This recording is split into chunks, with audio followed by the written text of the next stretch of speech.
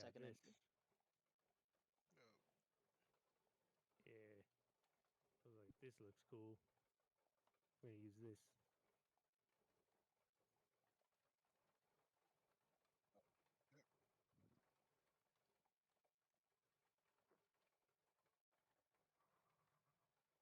Were you here? I'm trying to remember. Were you here in the last session, Rogue, or no? No, I wasn't. I was working.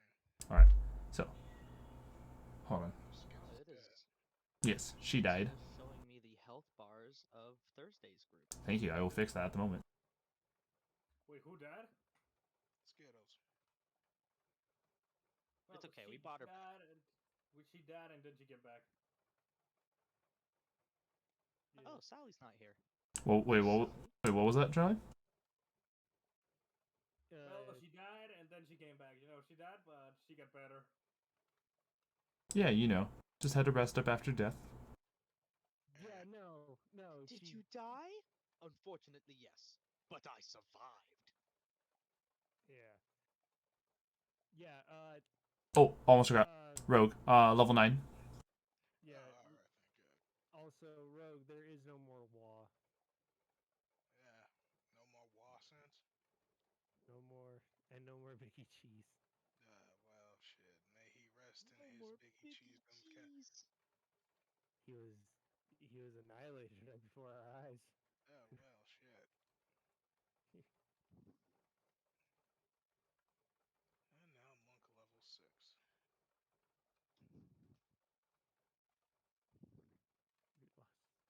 What are your other 3 levels? Like fighter?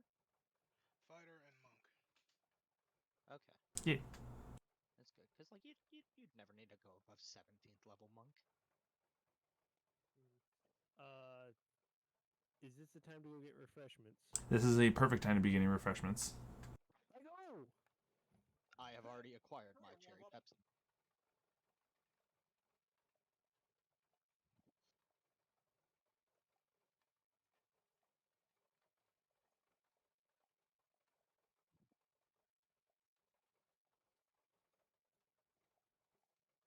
Be right back.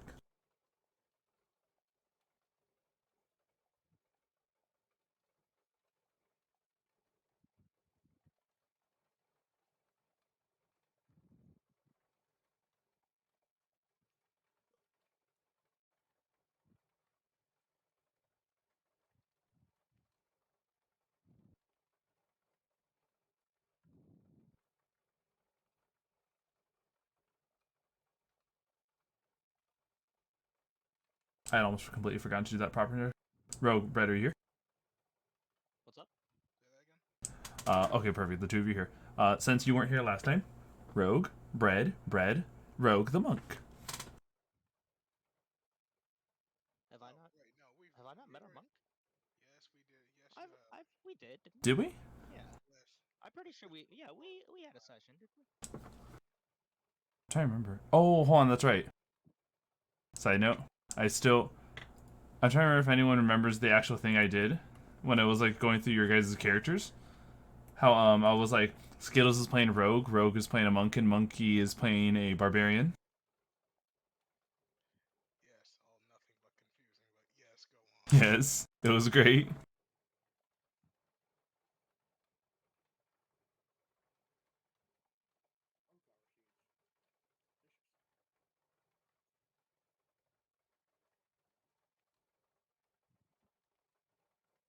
Since they're unshelled, I can sit here and scarf them. Scarf him, eat him, slam him down your throat.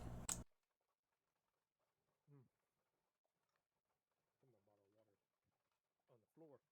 So, of course, it is spoon top, so I don't have to worry about spilling it. But still, I worry about spilling it. God, I'm so excited for the new Sonic stuff. I still can't get over listening to like what was it? Knuckles voice actors say the 2 lines. Literally. I'm extremely excited for that movie. Actually, that's actually Wait, is it Idris Elba who voices Knuckles? It is. Oh, thank God. I can't remember if it was real when he claimed like No, I'm not playing Knuckles. I just like Knuckles art. When Yeah, he like but- when he posted it, I remember somebody said that. It fascinates me that as Sonic as a video game, it's shitty, but Sonic as a movie, it's great. But when you try to take a great, so this is what I've learned about video game movies because of Sonic.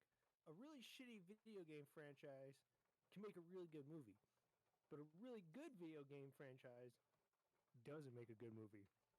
Example, Yakuza. Look, the problem with the Yakuza movie, to be honest, at least the movie Ryoga Gotoku, here's the problem, okay? It doesn't adapt the first game. It adapts the second chapter of the game, and the third chapter, the ending, is like 5 minutes. Which in game is more like, the climax, the peak of the game. Now, and here it's like, it happens. If a Yakuza made a movie, I think it'd be fun as hell. No, I'm talking about the movie Yakuza, based on the video game. It exists. It was done by Takechi Miike. Wait, they actually made an Yakuza movie? Yeah, it released with the PS2 game.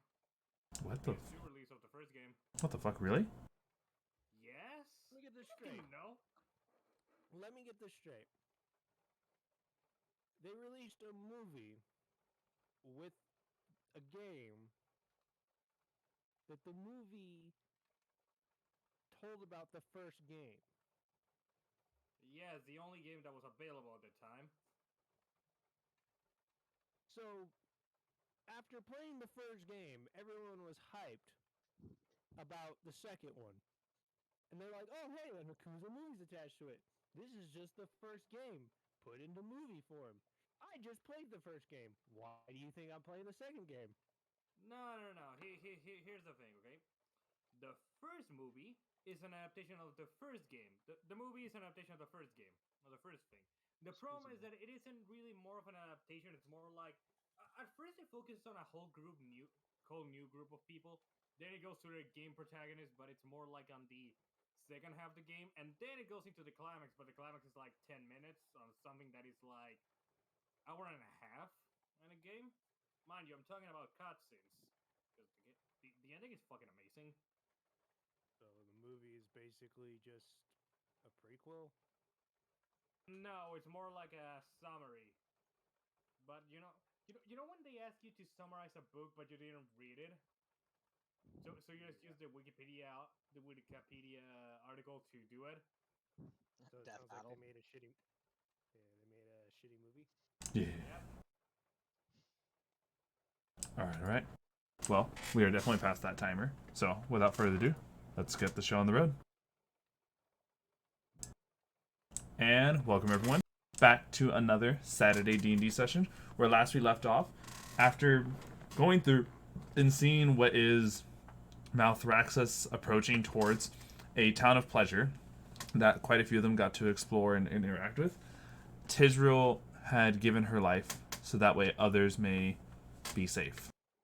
And when presented with the deal, William, Trellian, and Salie had traversed into this strange dark plane, where they encountered a horrific creature known as Xenolich, a lich with no bearing of any sort of emotions or morality, just seeing others as cannon fodder for fuel for himself. After successfully being able to bargain Tizryl's soul back by losing the thing that William and Salie cherish most, the Wa, as well as Trellian actually sacrificing the soul of his own father, they managed to get Tizryl back. And we now come back as our adventurers wake up from a well-deserved long rest in the town's tavern/inn, where they were offered free room.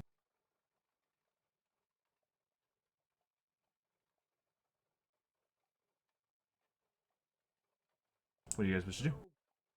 So, Trillian, question for you. We really did sacrifice your father's soul to this dude, right? Yep. Question, is anyone gonna come tracking us down for that? Trillian just looks at his ice cream and is like, Have you ever fought a 5-year-old? No, partner, I haven't. That There's doesn't also answer. first. That was free stuff for everything. The hell's that mean? Well, I don't think that there's gonna be a giant red thing that says Trellian did it behind my father's dead corpse, who I pray he fell into a bed of deep frying Oh. oil. But as likely, how likely of a suspect are you gonna be for his death? Is what I'm asking you. Let me count the people who want him dead. My mom, my brother, my other brothers, most of my siblings. Let me stop you right there. Let me stop you right there. That answers the question. A penguin. Well, let the penguin slide, because I feel like this is a story for another day. That's started for another year. You won't understand, but it really involves a penguin, a bar, and it also involves why he is not allowed a discount at your guild. Okay. As we're having this conversation, is anyone else doing anything? Anhkai, Tiz, Orubis. Orubis is wiping his eyes. He clearly had some kind of bad dream, and he's going down to find some fruits. All right. Heading downstairs. Anhkai is developing his new ability. Okay, okay. And what about you, Tiz?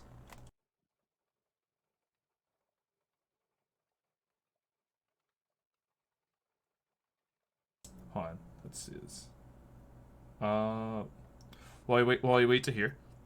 Orubis, when you head downstairs, you already see what looks like quite a bit of a spread put out for you guys. Clearly, the town really did mean what they meant after you guys had helped save them. Orubis is a little bit touched. He's very glad that he did the right thing. Makes him feel much better, and he starts digging into whatever fruit is on the table. Okay. Partway into your eating, you get the feeling like you're being watched, only to look around and see what looks like a large collection of children that are standing near your table with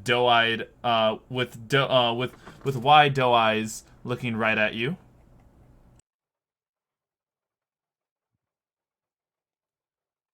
Oh, hello, children.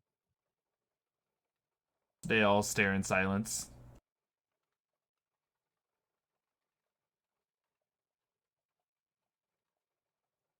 Did you want something? They continue to stare in silence.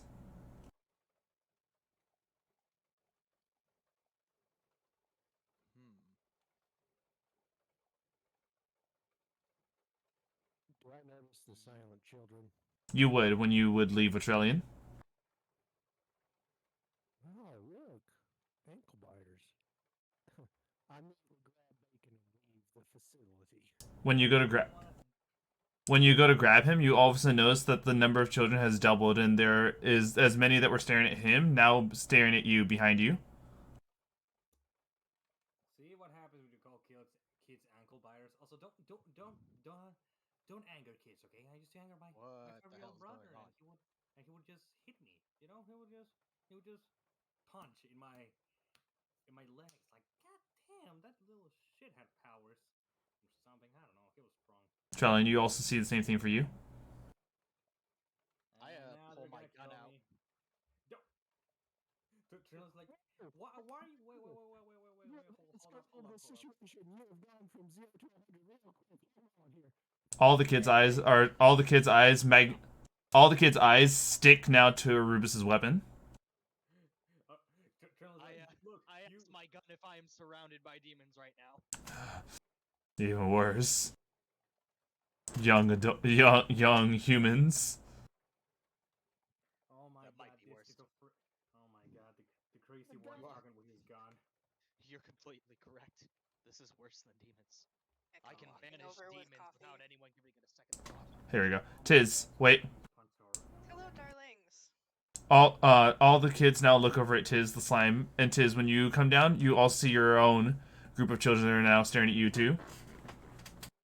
How are you this morning, babies? All of them stare at you in silence. Though, as now 4 of you are collected, the kids are starting to now like look around you guys, and it seems to be some strange murmuring from among the kids that are furthest away from each of you. You know, it's polite to respond to good morning. All of them, Morning. all of them, like a choir. Good morning. I can't hear you. Ah! Good morning. Yes. Death they yell. Get escape now. Go. I take like a handful of fruit and I gallop out of the room. I grab some chicken and an apple. All right. I pull William up onto my back. Come, comrade, we must go. Run, my friend. Onward. And so far now it's just Trellian and Tiz in the place. Tim just looks at Orubis and William living in it, and he's like, "So nobody's gonna do a wellness check on them?" Anyways, he just looks at kids like, "So kids, are you interested in the wars of the Lord?" No. We're not indoctrinating the children. Get Trellian inspiration for that. Who wants to see a magic trick? And I do my eyeball on my fingertip stock thing. The kids all look at Tiz in wonder, clearly shrugging off any mention of religion. Though Trellian, I will give you inspiration for trying to do that. It was more so to cause that because it sounds so funny to just go like, "Anyways, kids, you have heard about Jesus?" Like, Right. Do I get inspiration for trying to give the kids magical guns? No. Aw. So, Tiz, the kids watch in wonder and excitement at your eyeball trick. Cool. Are they murmuring? Go ahead and do a perception check for me. No. Trying. Trying. Oh, okay. No.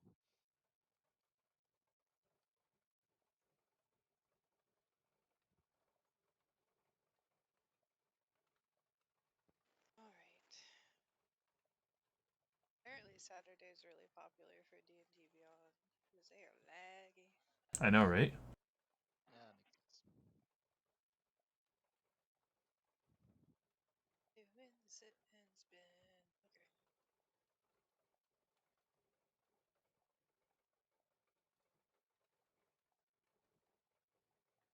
This is gonna sound really weird when I say it, but these sunflower seeds I have a weird pre-taste, but their post-taste tastes awesome.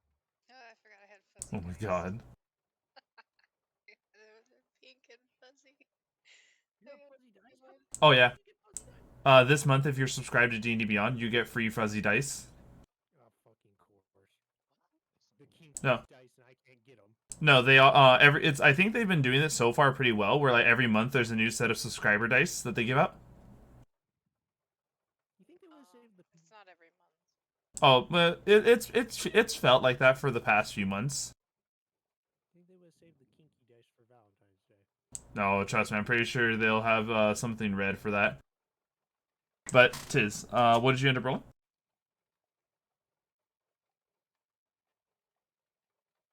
Oh wait, hold on. 21. Are you doing this on your laptop over, or no? Oh, okay, just make sure. So with the 21, you're able to hear the type of murmurs that mention like, "I can't believe it. These are the heroes of the town." Two of them just ran away. Look at those. Was it you hear like murmurs of like, "Look at those two are off to go and battle more monsters. That one's ready to use the holy power to destroy evil, and this one." Listen up closely. We are just normal humanoid adventurers. I have the holy power to banish evil. He's right. He has God and anime on his side. His hands are rated E for everyone. As a side note, Technically, I'm a fae. Anhkai, at some point, do you come down from your room? I see the small army of children. What in the absolute Yeah. crog noggin? That happens as Tiz is saying. Kitty! Like All, Mike Wazowski. all of a sudden, all the kids now have their eyes locked on Anhkai. Anhkai, you also now have your own collection of children. You guys have summoned all of the children from the orphanage. There are about 50 of them.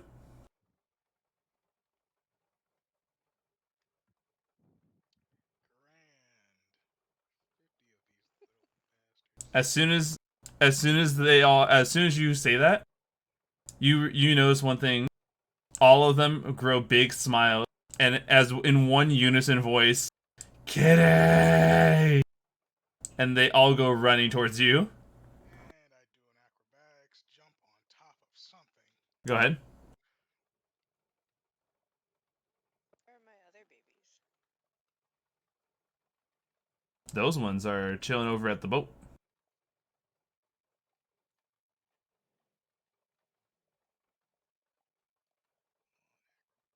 Yeah, that's right. Give me that acrobatics check. I need a better mic so you get. I need a better mic that picks up shit. Like, Or I need to turn something off. I'm at the front of the pack of children running towards you also. And somersault off to the top of the freaking lodge. Here, hold on. Okay, let's do this. Let me see. So, you go ahead and somersault. You essentially, like, how do I put it? Even doing like a flip off the wall to get good vantage and jump over the crowd of children. You then from there just start getting your way out of there as they all go, "Cool! Circus cat!" Cool, circus cat. That was not what I thought they said. I am not a circus cat. I am a monk. Well, regardless, all of them go flooding out of the tavern/inn after Anhkai. Tiz, you said you were accompanying this, right? I'm right up front. Nice. Miss you. I know, missed you too. Thought you were dead. You know, about We that. literally keep. Hold on, you guys aren't here. Oh, Trellian is though. But I literally got my. You know, we did a bargain. We did a little economy. We did a small amount of economy, and look, Tiz is here. He begins touching Tiz's face like 100% alive. Yeah, catch me first. That's his fluff, boy. Good.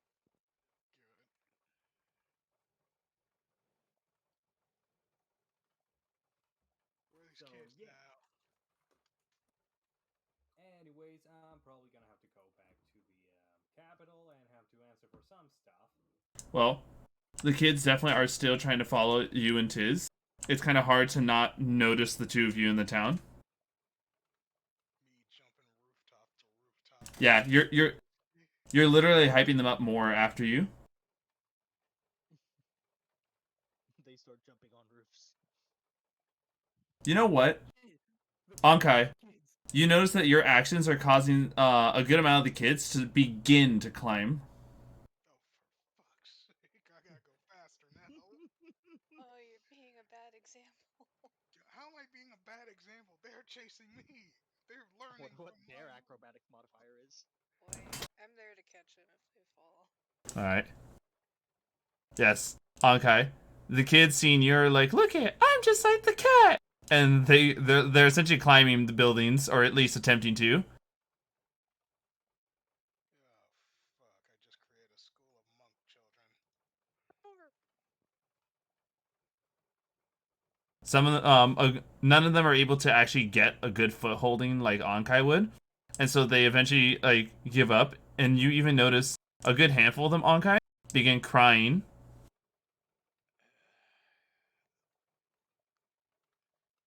Don't fall for it. Triple Axel land perfectly in front of him, saying, "The kitty has returned." Yay! Yeah, you. The kids then pull out something. It looks like all of the kids work together on something, and each of them has a different piece of paper. And they all get into a formation and place the papers on the ground. It is there you guys see a crude childlike depiction drawing of the six of you. This is the best thing ever. They It's so cute. Hey, wait a second. My nose isn't that big, right? I don't know. You guys know it's like imagine like in the way like a kid is like, look at this is the superhero. They have like the biggest muscles. They have like super awesome magic. Like They gave me laser eyes. yes, they gave you laser eyes. Anhkai, you see yourself as like super buff cat. Oh, they drew me with a cape and lots of muscles. Yes, same thing. Same thing for William, Orubis, and Trellian. But for William, of course, you know, it's like a bunch of different gadgets and stuff that even he has yet to invent, but they think he has invented. Orubis, they Follow us too. yeah. Well, no, they know you guys, but they're showing this to Anhkai, Tiz, and Trellian. You guys are in the drawing. Sally's probably like the biggest like muscle thing, taking up a good chunk of the drawing that they did. And Trellian itself, like they show like they show like a giant like holy hand above Trellian representing God. That is a giant hand chasing me. Might be my nemesis. He's just being like that. He looks back and is like, no big hands. Yes. Yeah. So this is the drawing for you guys. Anhkai, Tiz, after seeing this, you feel a little bit of inspiration for the good deeds that you've done. And so you are granted inspiration.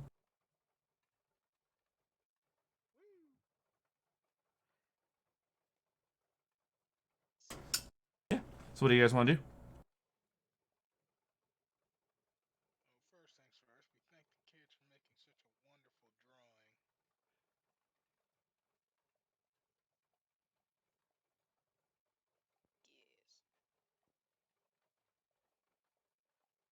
The kids all say, "You're welcome." Yeah, don't forget, cat has heightened hearing.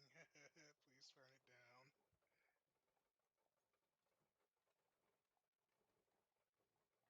You just see, like, the wave of children, vibrating excitingly. They could. Is it? Hold on. Oh, how did it switch to this? How did it switch to this ambiance? Let me fix that. Oh, I thought it was raining outside for me. I was like, wait a minute. This is me trying to focus on my players.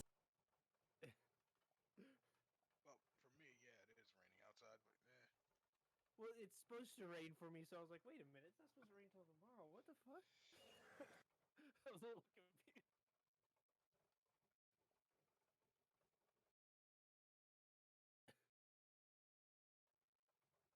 Wow, what the fuck? My profile icon's perfect for this. Huh?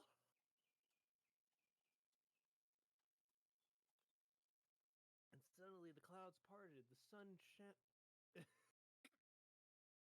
Pick an ambience, damn it. Wow. Hold on.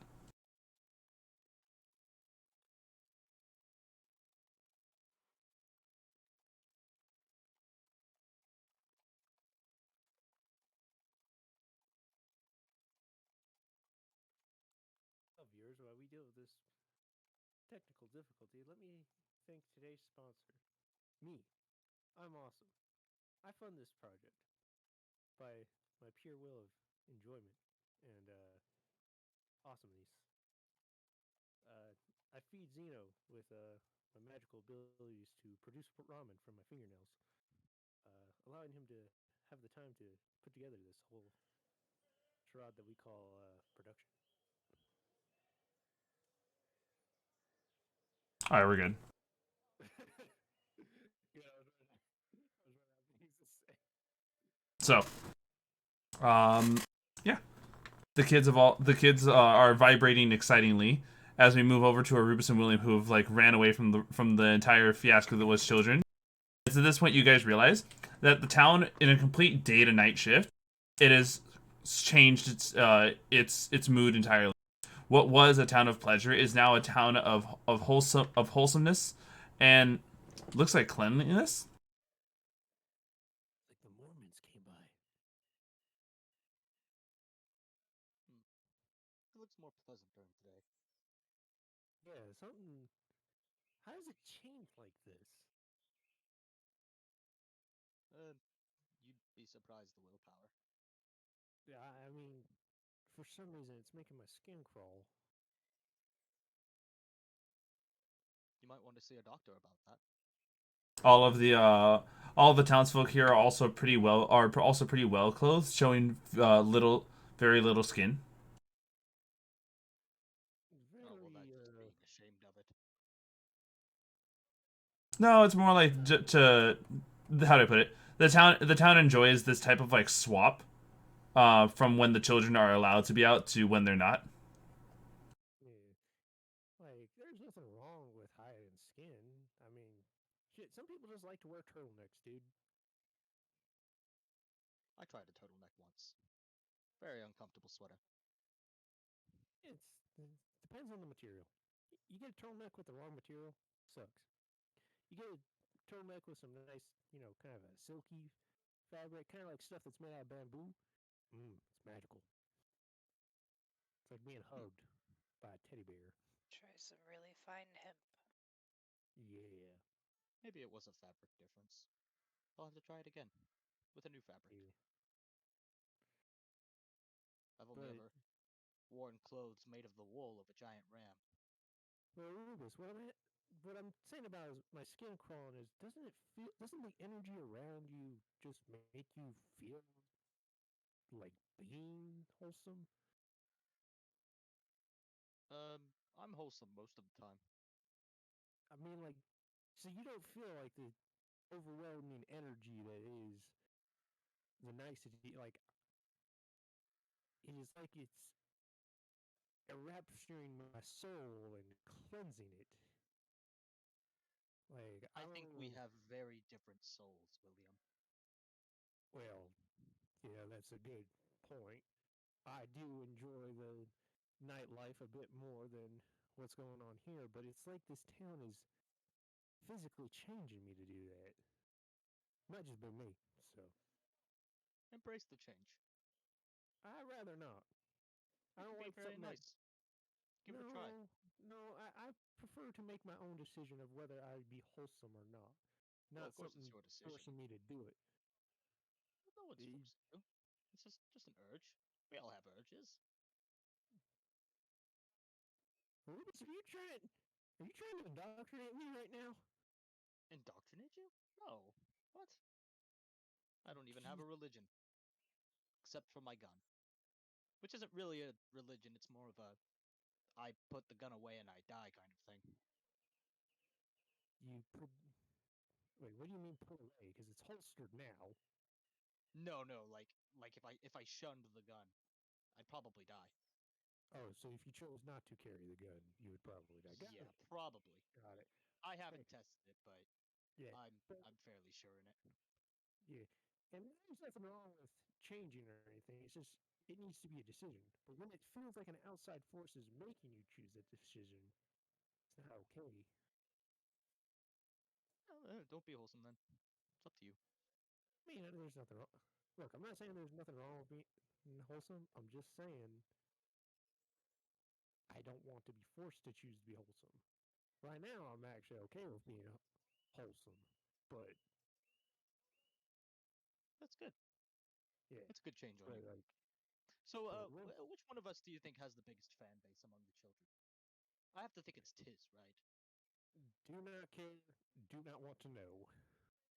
That's fair. They seem like nice kids, but William does not do well with kids. I have never been nice to a child, I think. It's not I don't know being. how much I've interacted with a child. You really haven't interacted. Like, because I can interact with children, I can hang with children. It's just I'm not what you'd call a good influence. So I try not to involve myself with kids that are not my responsibility, if you get what I mean. That's responsible of you. Unless it's like I don't want to give a kid the wrong information that, wasn't supposed to be given to them. If it's my kid, I can choose what they learn and what they do not learn. But when it's someone else's kid, I do not want that responsibility of me saying something or doing something that teaches them a bad habit that then is now made them a bad kid to the people that are to raise them. If someone likes to see me as a bad person, that's fine. But if they want to say I am the reason their kid is a bad kid, then I got a problem. Well, How do we get I on don't this think they're topic? anybody's kids anymore. I'm pretty sure that was the orphanage. Where's our kid? Yeah. Where's our dragons? They're on the ship. Did they hear a rumbling in the distance as our pack of whatever comes towards them? Yes. I'm assuming. Wait, is that where you guys went and moved towards the ship?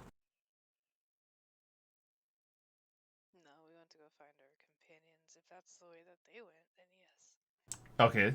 William and Orubis, you guys hear the rumbling of the children? They're approaching. Oh God, it's like that scene with the wildebeest and the I Lion I King. pull out my gun. No. Just run to the ship. No, I wasn't going to. It's my spellcasting focus. Okay, it's spellcasting focus. All of the spells So you in the gun. So you use a gun to shoot spells? Yes, Yes, have you been watching me? Where did you come from? How did Where you? did I... No, Trellian. You just what? How did you? He's. Explain yourself, holy man. I don't have As to explain I myself, motherfucker. as I see Ooh. the children approach, I load a little glowing bullet into my gun, and I shoot it like far far over the children's heads. And at 500 feet, it'll cast Dimension Door on me and William, and we will be 500 feet away, galloping towards the ship. I'm gonna be at it. Unless, of course, William wants to hop off. We're fully free. No, I'm down. No. Good, we're going to the ship. Continue onward, my friend. Get us Yes. the hell out of here. Stampede of crotch gremlins. They're worse than abyssal chickens. I don't know if you guys can see. Obviously, you guys have been watching me do this. There's the kids drawing for you guys. I have been. Actually, you don't have the screen share up. Oh, this is even better than for you guys to see the surprise. Oh, I've been watching on Twitch. I can see it. There's the drawing. Oh my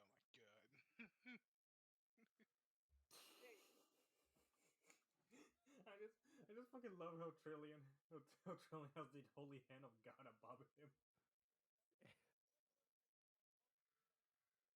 Got the centaur in the back.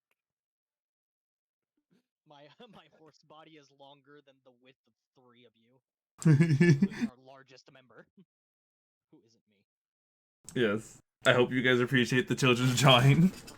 Oh, I love the children's drawing. What was that? Whoa. You glitched out there for a bit. Uploaded into the Borg. That's okay. I don't mind being background character. Like the Inspector No, I Gadget. think I am the background. Yeah, you are the background. Yeah. I basically got Mike Wazowski in that picture. I can't believe it. My invention made the page. I put your turret there in case you can't tell. I could see the turret. Yes. And so, you guys hear, Orubis and William, you guys can hear. Wait, we want to show you the drawing. Oh God, they're trying to indoctrinate us, William. Not really, but you know what? If it motivates you to get stuff faster, cool, great. Anhkai and Trellian, you get Indoctrinated into you parenthood. The three of you noticed the children's clearly getting their hopes crushed because they just wanted to meet their heroes and show them the cool art that they did for them. It's okay, kids. I got this, and I'm gonna cast Misty Step with the picture in hand. All right. The pitch. We're 500 feet away. Misty Step is 30 feet. You've only got I'm a gonna few more keep to go. doing it. Spending the spell slots to get to you guys. I also have all of my, dashes and Does whatnot. she really need to Oh, hold on. That's right. She's a fucking rogue. She can double dash. Yeah, I was about to say, does she really need to spend spell slots on a roleplay scenario? Yeah. Yeah. Spending spell slots on a roleplay scenario is based. Yes. So, well, I mean, Orubis just also spent a spell slot. One of my 2 spell slots to cast Dimension Door to run away from children. So, I have 1 spell slot left. you guys just hear the fucking content just running at you guys. As basically, imagine like, oh my god, I'm trying to remember the name of the movie, but just like robot psycho man just running at you guys with this large piece of paper trailing behind them. But it's obviously Tiz running at you guys. If I can see it's Tiz, I will slow down and let her catch up. As long as it isn't children. Tiz, you have successfully caught up. Nice. I don't know how to stop Misty Step, sure, so I'm gonna travel with full and smack right into the horse butt. Be like, look! And then smack. Ooh. Calm down. Still in the morning. Oh my god. Well, there you go. Breath and draped over your backside. Like, here. Oh, like what? Like mildly splattered? The sticky hand hits the wall, kind of does that. That's on Orubis. Kindly detach from my ass, thank you. You got a little I'm trying. fluffer on your ass. You spatula. I kind of like kick one of my back legs trying to get it off. So, with that, Tiz is able to show William and Orubis the drawing that the kids did. My body is very out of proportion. Not the point, partner. Not the point. Oh, I'm pretty sure the orphanage is in the same direction as the ship. It was, however, you guys had like run 500 feet away from the town itself. Yeah. Also, what the hell are these orb things?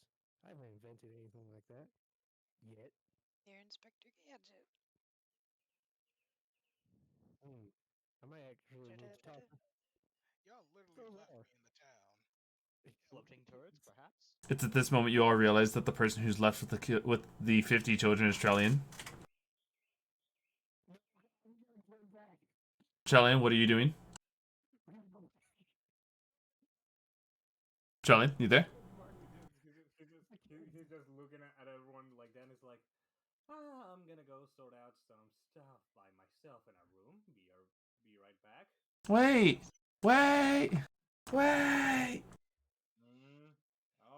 Show us the magic. Show us the holy magic. I cast Guiding Bolt. Oh my god. Okay, kid. Is there anything that I can burn legally? Wait, no, I can create water. You can. Alright, pass me some. No, when did I get fireball? Alright, kiddo, pass me. Okay. Oh yeah, you're an artillerist. I need a drop of water. Mind anyone passing me some? All the kids, you hear a vivid. I made clean water. But it's the same thing. I'm just gonna. Can speed work for that? See now? Yes, it can. He just looks at his hand and goes like, the sacrifice must be made. He spits on it and casts it. Mind you, level 5. A level 5 create. Hold on. Create or destroy water. So once again, create water. Hold on. Create water innately. You create up to 10 gallons of clean water within range in an open container. Alternatively, the water falls as rain in a 30-foot cube within range, extinguishing exposed area. And for every level, second level or higher, for every level higher above first, you create or destroy an additional 10 gallons of water. So as 5th level, it's 50 gallons of water in a 30-foot cube of rain. Never mind. Oh, hold on. Actually, wait. Correction. The size of the cube increases by 5 feet for every level above that. So that's an additional 20 feet, yeah. So that's a 50-foot cube of rain. No, never mind. I'm just using the first level spell. I don't want to kill the kids. Oh no, come on, make it rain. Now he just points at an empty base of water and goes like, create. Wow. I'm like getting like really low in the camera. Wow. Wow. Oh my god. It's cool. Now I great have time to to do some actually adult indulge. stuff. So he just says, yeah. Where are you going? Oh, I'm going to a hotel room. I have to sort out basically have to sort out something that basically says, in case of Julius Whitefang's dead, do not let Trellian inherit. Please leave him alone. All right. Meanwhile, back at the ship with the 4 of them and the T-posing Salie.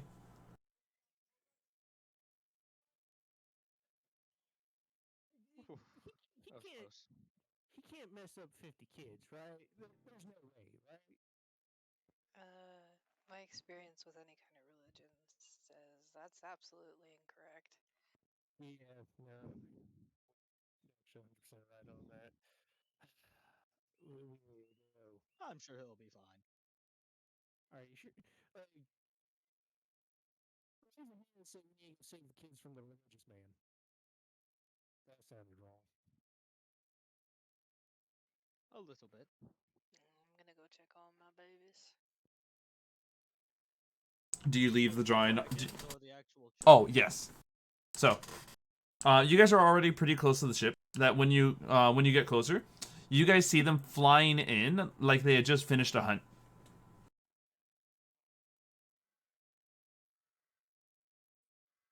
Oh. They were out. Hi, y'all. Yeah. Hi, everyone. So how Hi, are you? little ones.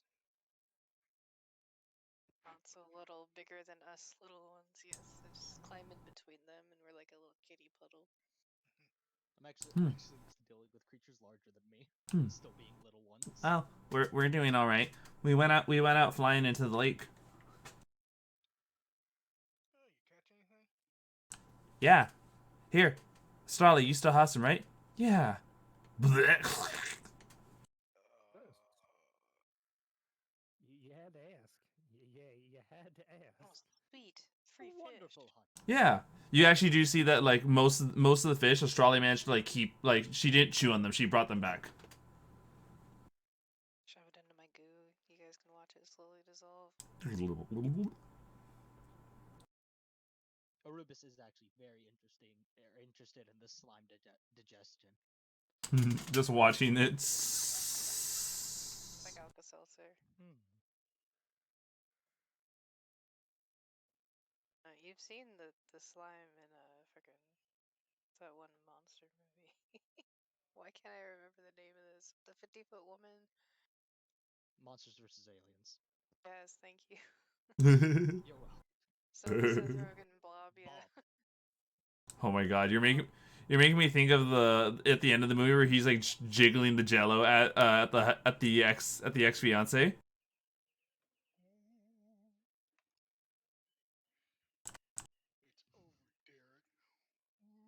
Derek. Yes, I will get it for you in a bit. Bob, could you How's our ship feeling today? You hear Audrey? Oh, much better. Though I'm still gonna need another day or two. I'm good enough that I can go. I'm good enough if you all want me to go now, though. Oh, no need. We're fine in this town. Not sure we should leave. Hey, maybe give you another day. Plus, we have to pick up that mask. Oh yeah, you haven't even met the mask guy. No, I haven't. Somebody just told me that someone's having a special mask, I think. Yeah, Salie had a special mask made. Paid for all our Right. masks that worked last night. That I guess they don't work anymore tonight.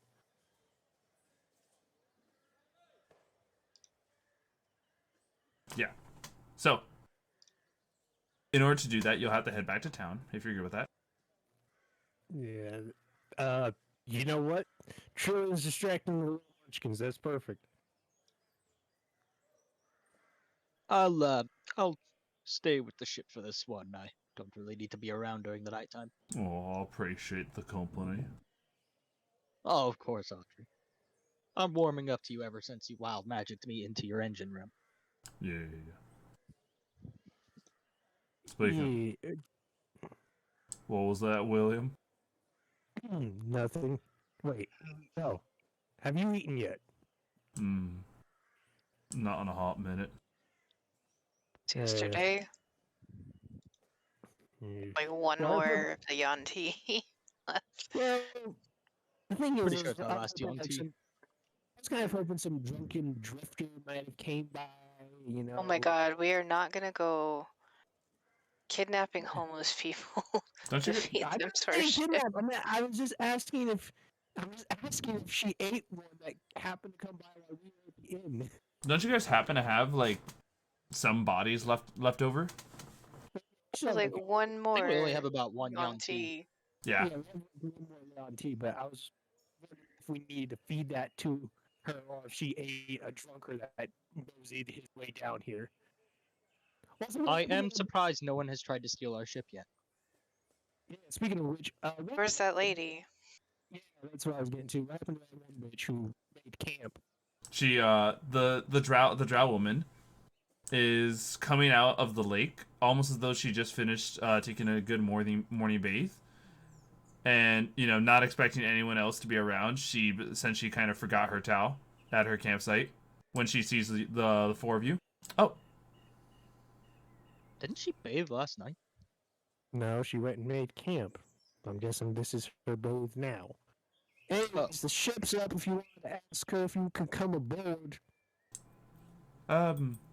Give me a hot minute to put on some clothing. Yeah, sure. She goes striding over to her little camp that she set up, not having any shame in how she looks. In fact, it almost looks like she's strutting her way there. See, now that's some respectable confidence. Yeah. It's a shame none of us are at all interested. Well, I am half horse.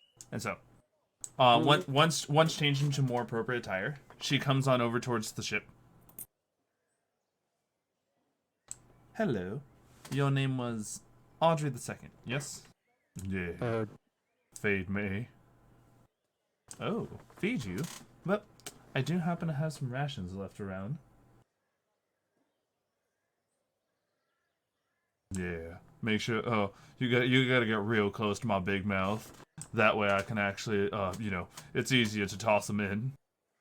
Audrey. Mmm. Do not eat the guest. My apologies. Our ship actually eats humanoids. Oh. She was just trying to make you her next meal. I see. Actually, Audrey, would you please open up for me? What? Really? Yeah, open up. What? This is odd. You see her? Now, I need you to not bite down on me until I say go, okay, Audrey? Ah. The hell is happening? What the fuck? It's at this moment you see the drow pull out her bag of holding. With the lid opened up now. She then essentially opens it over Audrey, like into the opening of Audrey's mouth. and just flips it upside down. You hear dozens of bodies land into Audrey's mouth. Necromancer. Once at least maybe 20 or so bodies get in there, she just kind of closes the lid back up. That'll look good for now. Yes. I won't rules like that. I won't. She kind of just looks up at you. Is there a problem with that? Real quick, where'd you get all the bodies? Yeah, that's kind of my point. How about... did you fit them all in a bag of holding? You'd be surprised what I can fit in a bag of holding with enough effort. Yeah, a bag of holding holds a lot of stuff, man. Like, you technically could hold a fucking village in that thing. No, you can only hold up to 500 pounds worth of material. Right, small village. That's like 3 people. You'd actually be surprised. 500 how do I put this? You'd be surprised by how less bodies weigh when you take out some of the important bits. Like organs, blood, sometimes bones. Yes, so we'll go with that. Yes. Boneless, skinless human points. So, you guys are good with knowing that, right? Because once again, necromancy is perfectly legal here. I mean, you didn't like just kill people. You don't just kill people, right? No. Okay, then yeah, it's fine. You're just using cadavers. You know, they're dead. I don't really care. Who the fuck are we to talk? Right. I'm practically a half-baked undead myself.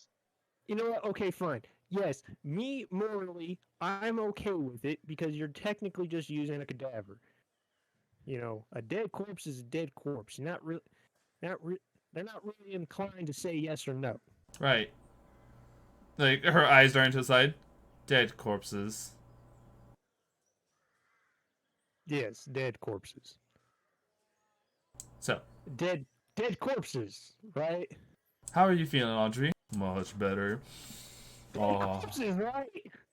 I think I only need one more day here before we're actually ready to go. That filled me up real good right there. I was about ready to go hunt some more religious fanatics myself. I'd love to take a stroll with you. Could always use a nice refresh. Stroll sounds lovely. Any of you wishing to join us? We're gonna go hunting. And religious fanatics, right? People that are conducting sacrifices and whatnot, like not people that are just handing out pamphlets. Yes, I'll watch the woman. I go with them. Right. I'm gonna go with them. Tiz, Anhkai, are you two heading? Because I remember, there was mention of needing to head back to town. Did you guys still want to head back to town, or did you want to accompany this hunting party?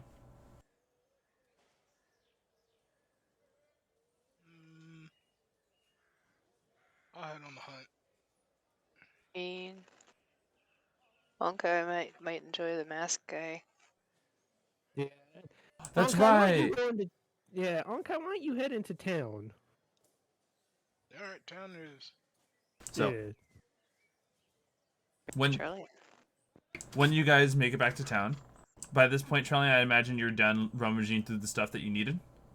Yep. Alright. You guys run into Trellian in the middle of town. At this point, the kids have dispersed. It looks like they managed to get the excitement out, and they're actually out to school. It's like nighttime. Not quite. It's definitely... I'll give it this. With the amount of time you guys have been moving around, talking and stuff, we'll say that it's after the afternoon. Mid-afternoon. Yeah. Mid-afternoon. Fuck. Sunshine sky. Okay. Don't make me send Rattlesnake Jake after you. Oh no. Not Rattlesnake Jake. Oh my god. I'm mortal enemy. Don't give me shit to work with, man. Remember, we said we were gonna stop a little with the meme things. Right. So, words, things. The Trellian, you guys know the gentleman you're looking for? And after searching high and low around town, you managed to run into a interesting store called... Let me see. 3 big guys. No. That's already... No. That's actually the adjacent store. Oh, yes, Anhkai, there is a store called 3 Big Guys. That's where we got all our rations. This store is Beneath the Mask.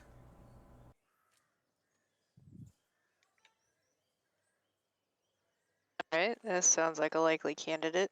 Does it Sounds appear like to a be candidate. open? It does appear to be open, though closing is probably is like in a few hours. Well, I'm sure we won't be that long. Mhm. Okay, I believe you're gonna love this. Let's go.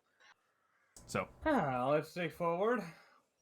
when the 3 of you walk on in, you guys hear music that I can't play due to copyright issues, but basically imagine Persona 5. Doom doom. Yeah. And so, inside, you see that I'm trying to remember. The individual who had helped you out, they look to be dressed in a completely different attire than they were before. Whereas last night, they were in a lovely dress with makeup that dazzled and showcased a lot of their features. They're much more rugged. It looks like they haven't shaved yet today, and they wear themselves with like a very like hefty leather blazer. Nice. Oh, it's you all. Welcome in. And Hello. what's this? Ooh, I spy with my little eye a little pussycat. Hello. Who the hell are you calling a pussycat? I think they meant me. Gee, I wonder who I could be talking about. Religious people. Am I right? Trellian Oh my looks god, don't at- be rude to our friend. Who is being rude to who? I actually have no idea what his name is. Like, what's your name again? I'm sorry. Ah, well, at least, how do I put this? I am a man of many names. Pick one for today. What am I feeling like today? Today I am feeling like Queen. Oh my god. Is Queen gonna help us out today, or? Yeah, I'm more than willing to help you all out. I have the device. Sorry, the special mass. All about halfway done. A few of yours are already done, though. I'm assuming that you are wondering about what's to come with my wares. Yes.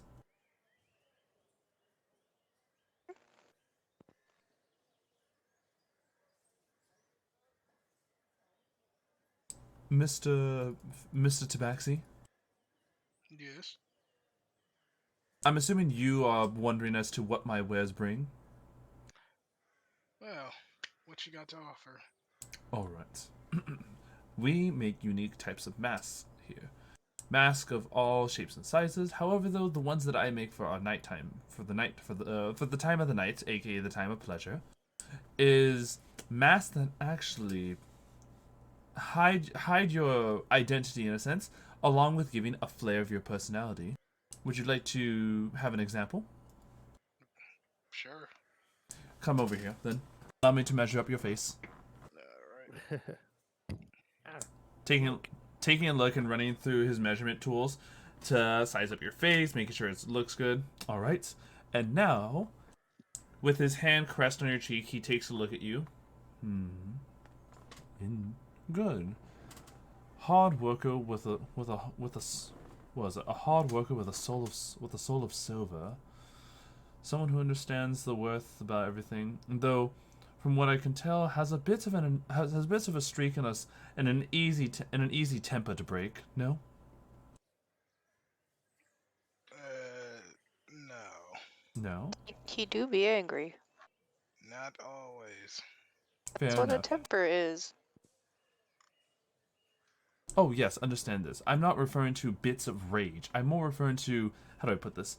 your patience is pushed to its boundaries quite often, more than you'd like. Oh, well, then yeah.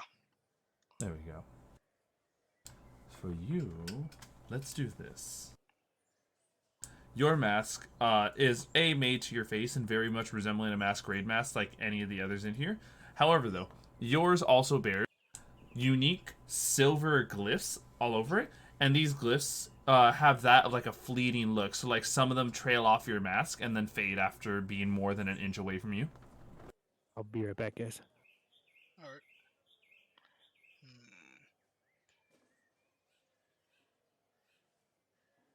So, how does this work exactly? Well, the mask once dawned on you will pretty much make your entire body that of your standard human black silhouette. Yes. The only Anonymity. a way for people to enjoy pleasures and not have to worry about who they have to encounter the following day. Granted, most people who personally know each other can tell each other apart by their mask, though you'd probably wouldn't want to interact with those that you deem yourself close to. This is a very easy way for me to, let's say, shag with Tom down the street or Jill up the lane, without any of us knowing of our promiscuous natures.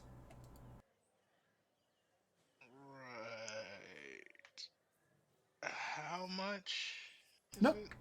1 silver piece.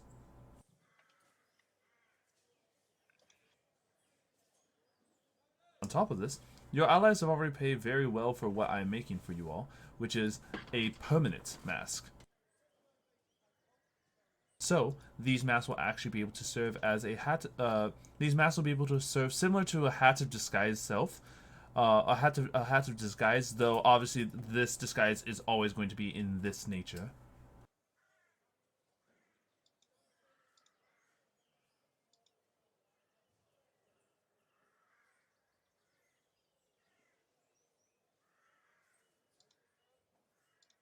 Is there any questions you might have on it? Perhaps there's any sort of design changes you'd like? Hmm. Can you make it a bird mask? Hold on.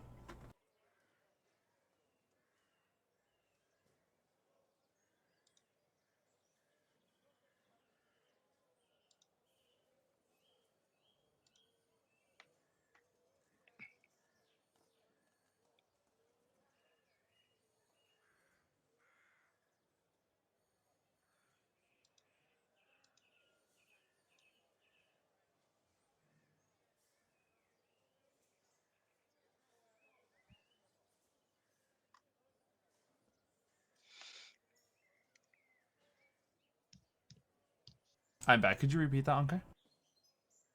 Oh, I said, could you make it a bird mask? More than happy to.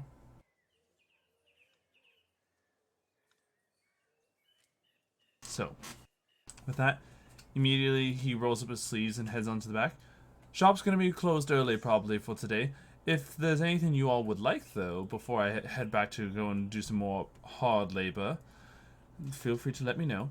This also does serve as a clothing shop, though our primary market is for masks. The masks that you see around the shop aren't magical like the ones I've made for you, though they serve as nice little decor. Hmm. Nah. But anyone else? No, I'm still good, right? You should still be good. And Trellian?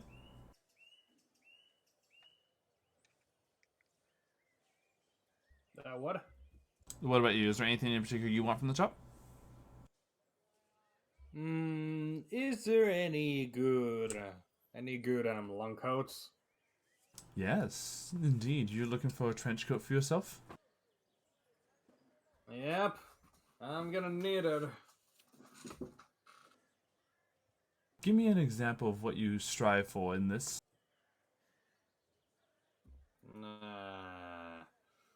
He just says like really long, longed for the All right. belonging, Long. like long. Colors. And it also, yeah, but it's comfortable and also it fits in my armor. All right. I can eat. Let me go ahead and get you. Find you a very thin but long trench coat of, the color of your desire.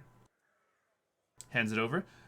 This probably won't be that comfortable underneath your armor, but it will suffice.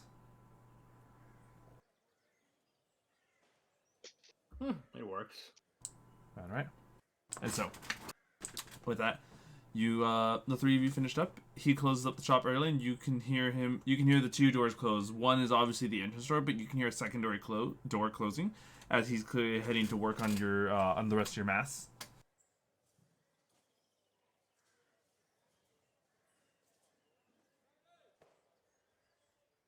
Yeah.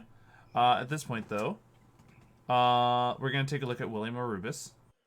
William Orubis, you guys go hunting with this. Oh, let me actually pull. I think we put our name in the notes, right?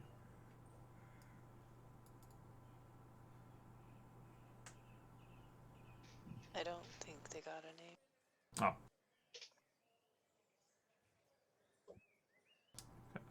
Maybe we did. I don't know. Yeah, because I remember writing one down, though I don't.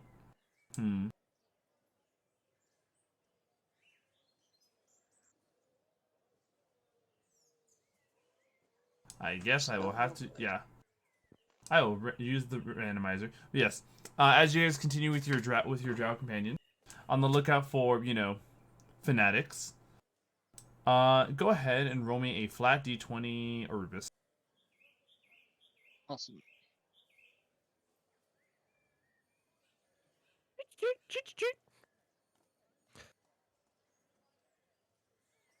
A 19. All right. Let me set this up.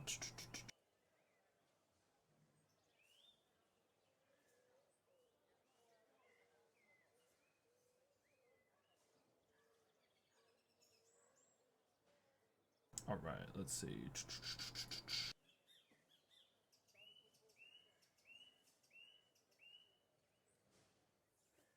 What the hell is this?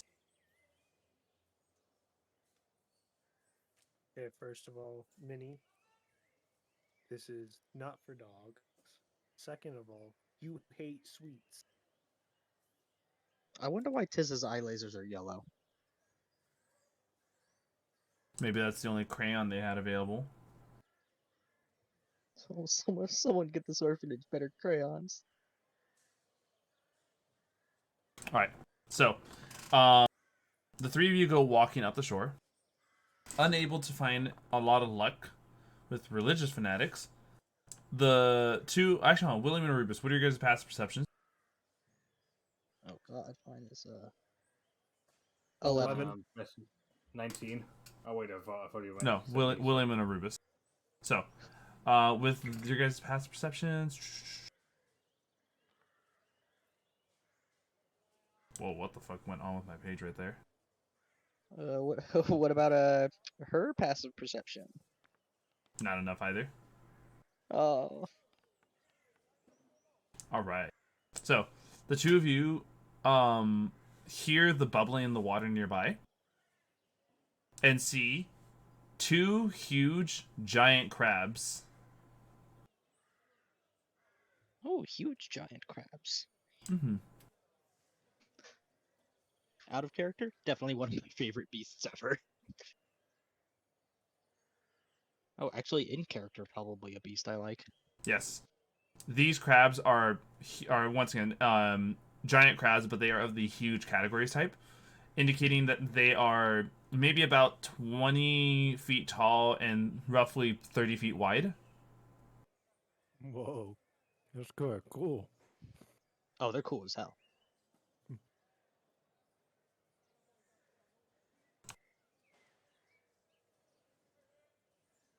Yeah. Are they going to be hostile towards us? The two crabs are looking at you guys with what indeed looks like hostile intent. You may go ahead and roll for initiative quickly. What? is it never just like 2 giant crabs or a giant spider? I'll You take it. know, they seem quite docile. They don't seem like they're gonna. You guys are intruding on their shoreline. This is our part of the shoreline. Oh God, you talk. No, it's a joke. Oh. Let's see. Orubis, I see a 17. I'm still waiting for William's initiative. Oh.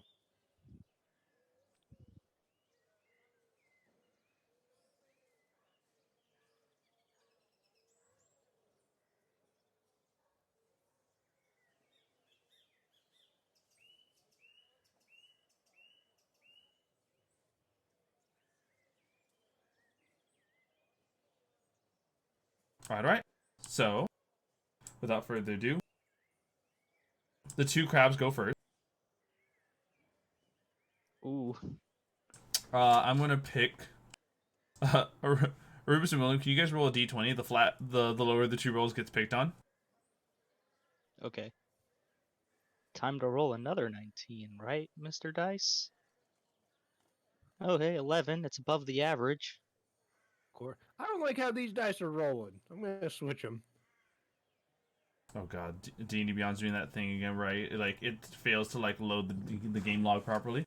Alright, so, It is. William, the 2 crabs with their movement speed go marching up towards you.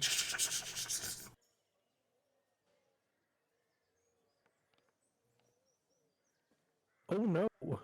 The first crab that runs up towards you rolls a 20 to hit. 20.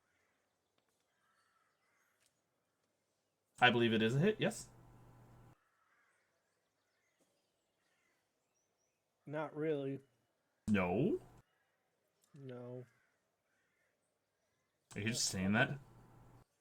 No. I'm casting shield. It adds a +5. What does that make your AC? Oh shit, my AC's not 16. Never mind. Yet. So, the crab I does... forgot my AC wasn't 16 anymore. I know, right? The crab does 28 points of bludgeoning damage to you with its claw and has you now grappled.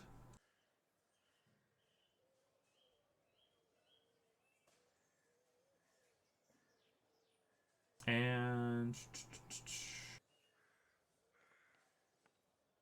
the other crab goes towards Orubis, rolling a natural 20.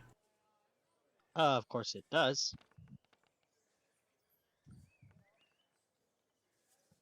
Alright. Oh my god.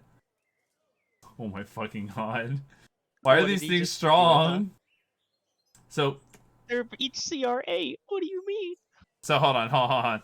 You remember how I mentioned how the critical rule works, right? How whatever You just killed. I think you just downed me. I did not kill you, but I have downed you because they did 71 definitely points of downed me. damage. Awesome. I'm downed. Nice. William. At least the situation can't get any worse, right? Who the fuck just said that? No, that's me asking you. Dun, dun, dun, dun. Third giant crab. Seriously? It's at this point you see the drow. I don't like this. Let me see if you like. She just like quickly scroll like fumbles through her spell book. William, you're just like held up in the air looking at her. Just fumble through.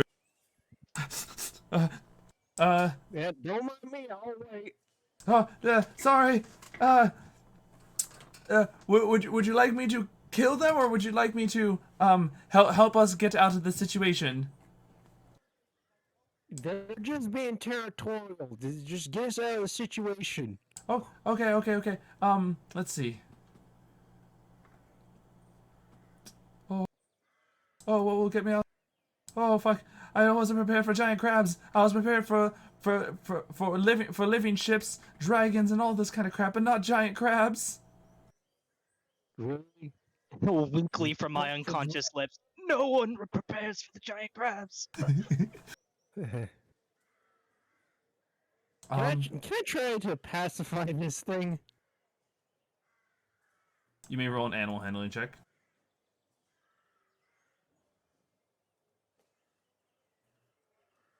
19. Alright. Yo, here we go. The crab sees your calm demeanor, or more like, just please don't hurt us. We don't mean you any harm. It's more of I'm just staying calm. I'm not like Oh yeah, just grab it to me.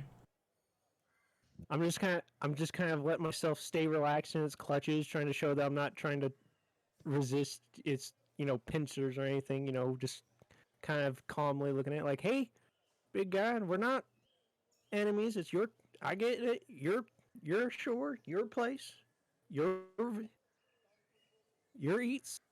We're just travelers making our way past by, enjoying the scenery. The crab relinquish you.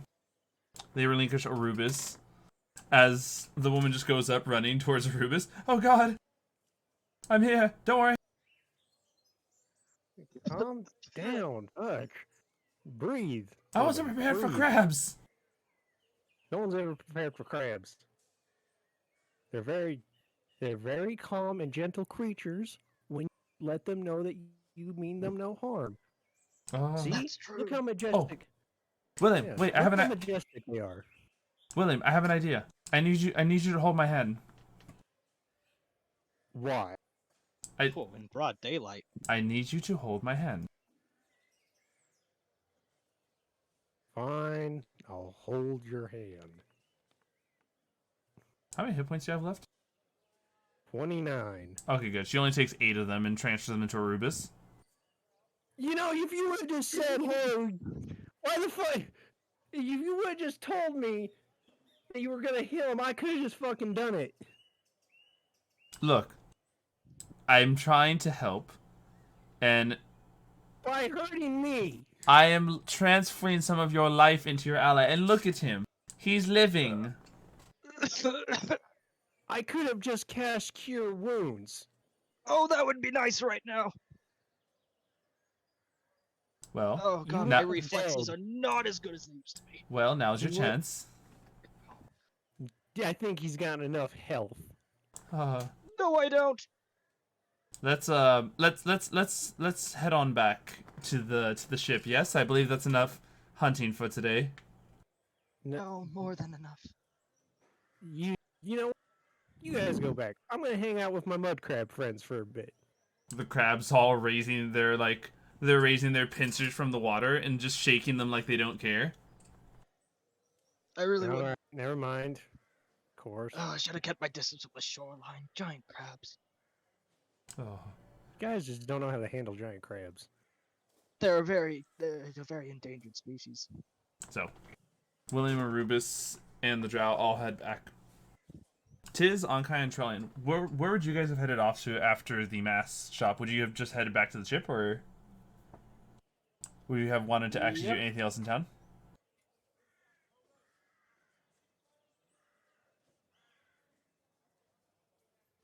Anhkai? Tiz? I heard Trellian. I want to be sure about the rest of you as well. Oh. Hello. Are you there? Yes. Oh, yeah. Is there anything you want to do? No. Alright, and Anhkai.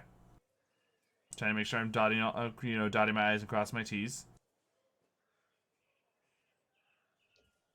I'm not hearing anything. So, the three of you do head back to the ship, where you encounter a hurt William and a nearly dead Orubis. Nice. All right. The woman who has regained her composure. Just yes. Hunting was eventful today. If it's eventful, you mean I got to watch a necromancer panic, our horse get taken out by a mud crab, and I got to make mud crab friends. Then yes, eventful. That does sound like events. Yes. See, Orubis gets That is it. event. No, yeah, that Aren't you that's dying? Events. Just stuff. I'm not. It's just a scratch. I'm fine. I am going to go lay down though. The Drow approaches towards Tiz. Yes. So, I notice you wouldn't happen to be an Oblex, would you? I am jiggly. Would you mind if I I imagine as you said that, you actually jiggled. Would you mind if I how do I say this without sounding awkward? I wish to put my hand in you. Oh, not forward at all, are you? That's about as awkward as it gets. Jesus Christ. Aren't you laying down? I'm gonna go. Yes. Guys, Yes. I'm way used to this. It's okay. Why does everyone want to put their hands in you? I mean, like, that's even come from me, and that's the first thing I wanted to do, too. Why is that? It's jiggly. Feel the It jiggles. is, it is jiggling. That slime ASMR that's popular. Yeah, yeah, they had a whole section in the fucking, pleasure section of the town for that. Did you know that? Someone at the casino. Yeah, someone at the casino told me that they have like a whole section of like jiggly sounds that you could just listen to in a room. Hey, I will warn the drought lady. You try to take anything, I will take your hand. I understand. I just wish to I wish to, for the sake of my own experiments and understanding. Yeah, I become slightly less solid. All right. And so, you feel the sensation of the drow woman putting her hand in you, and pretty much it's just that entire event of just, all right, holding your hand out. Did I gain any surface thoughts? You do. A lot of it is, it's fascinating. I never knew Oblexes could be this sentient. With the occasional, wow, I wonder how many stick your dick in it jokes this one has encountered. Just not as many as you might think. Oh shit! She she makes sure her hand to pull at you even faster. Yeah, she can do that, by the way. Yes, I have forgotten about Oblex's abilities to to look into the memories. It's a good thing. I'm guessing you were thinking filled notes, and she picked up on that. A lady's thoughts are her own private domain. I'm not going to share. I was just answering a question. Thank you. I got only a few of your names, and your name was? I am Tizryl. We are now no longer strangers. Yes. Thank you, Tizryl, for the contribution to my experiments. Yeah, speaking of names, have you introduced yourself yet? Yes. Gain that. Just so you know, I am actually taking a short rest. Okay. Me just randomize here. I know, right?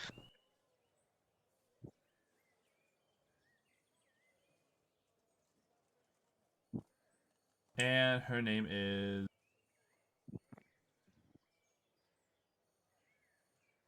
I already know it.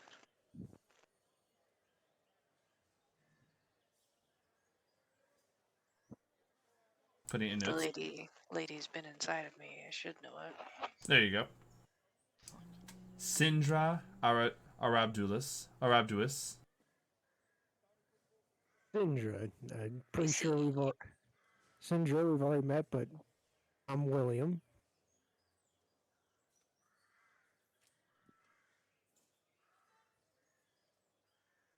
Pleasure. Okay, that's good. And Now then, and the rest of you? are the rest of them here? Well, Orubis, Trellian, and Anhkai are. I know Anhkai said BRB. Orubis is resting at the moment. Well, the horse man is Orubis.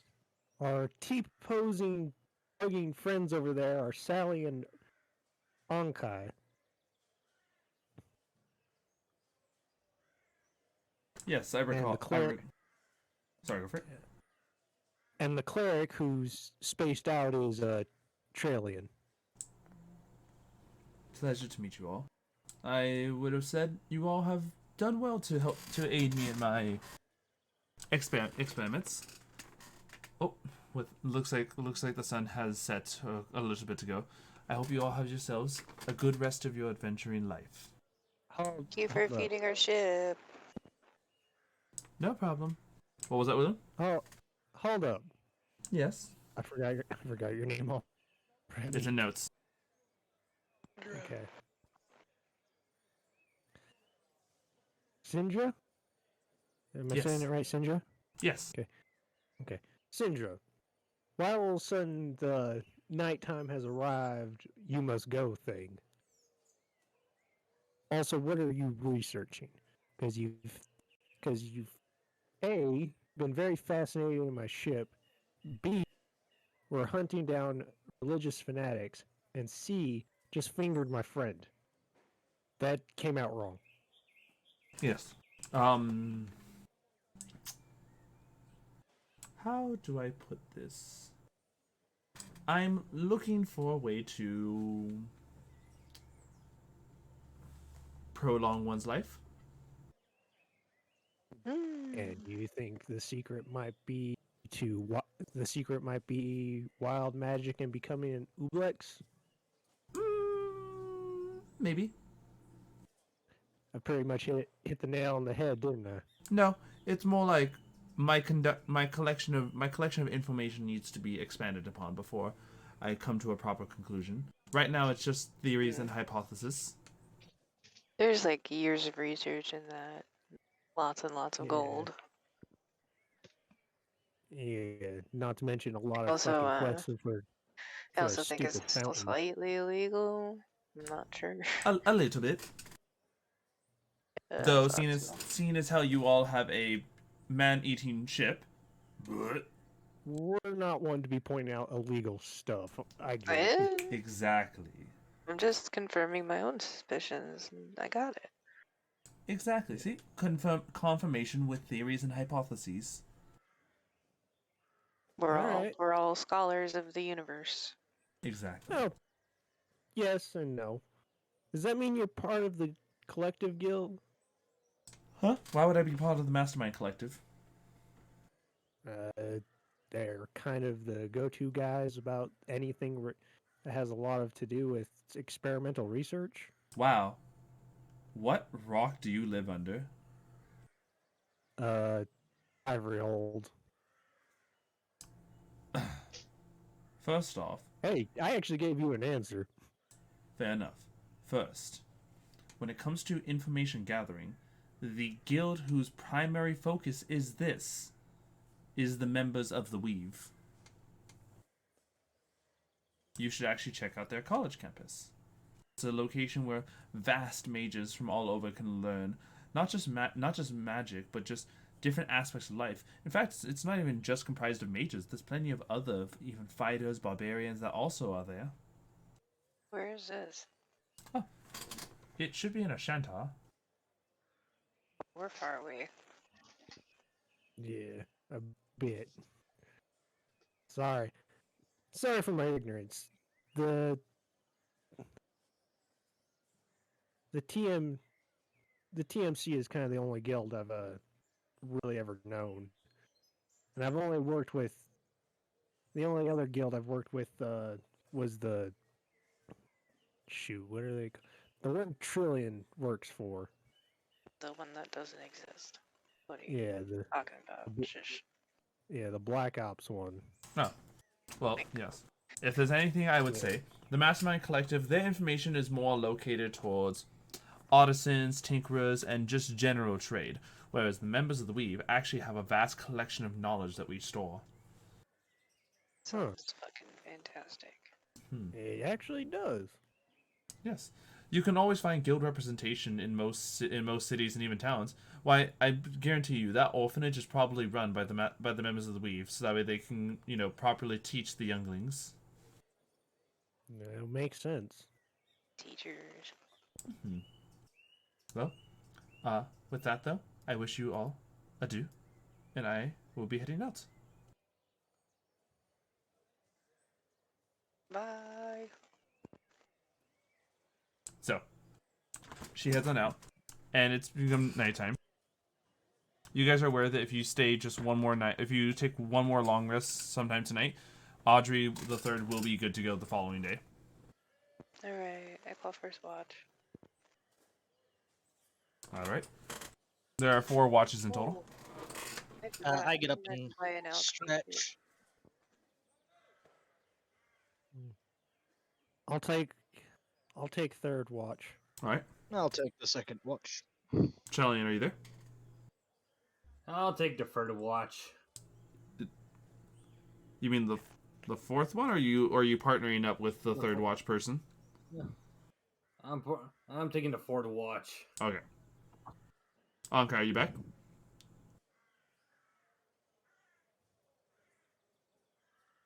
He's just there catnapping No. during every shift. Yeah. I'm just gonna go ahead and pair him with the first watch. So, everyone, I need you all roll a d20.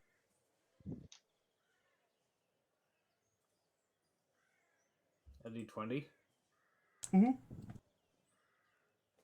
Oh, a That's 3. I got a 2. Man, I need D&D Beyond to catch up on their fucking rolls. Yeah, because I can't even see everyone's rolls. Yeah, where I did can it only go? see my own. Like, there's not the log is gone. The plain black dice have been doing me good. I got a 15. Hidden treasure. All right. Okay, I can see you guys, kinda. It just takes a minute. So here we go. The person who rolled the lowest was Trellian. So Trellian is the last shift. If any of you guys don't get any rest, your long rest will be interrupted. So Trellian, whatever's coming, you have to handle by yourself. I hate my life. Yeah, it'll be fine. Yeah, you'll be fine. You'll be fine. Right. Right.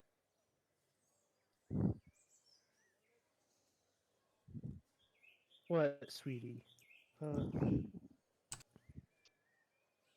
you're gonna be upset with me tomorrow. I know you're gonna pout. But it's snowing outside. We can't go hiking tomorrow. Ooh, hey Trellian. Hmm? I got something. Tell me? All right. The ghost of your father. So, you, That's a good one. Trellian, are kind of just, doing your rest, doing your part of the watch, keeping an eye on the scenery and the sky above. And you see something peculiar. How can I describe this? Okay. Take an image of a square, okay? Okay. I want you to take one corner of the square and flip it around. So now the two squares look like they are they're chain linked, but by the corners, not by actual like proper linking. What the hell? Now I want you to imagine that looping in on itself, so it forms this long string of like these square cornered connections, and then duplicate that 2 more times, and then put those overlap each other but slightly off skew. So it's kind of like this weird pattern that jabs through the sky. And so all the squares kind of like look like this strange type of like polyhedral thing, this like ethereal polyhedral thing that's cutting through the sky. What the hell? Not afraid. The hand of God. The hand of God. You can go ahead and do me a perception check, though it's not hard. That's what we. Yeah.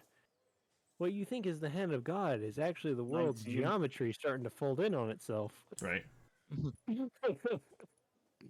DM is changing the map. Somebody slid him LSD before he went to bed. Someone deleted a See polygon they weren't fractals. supposed to delete. This guy was programmed by Bethesda, right? Nice.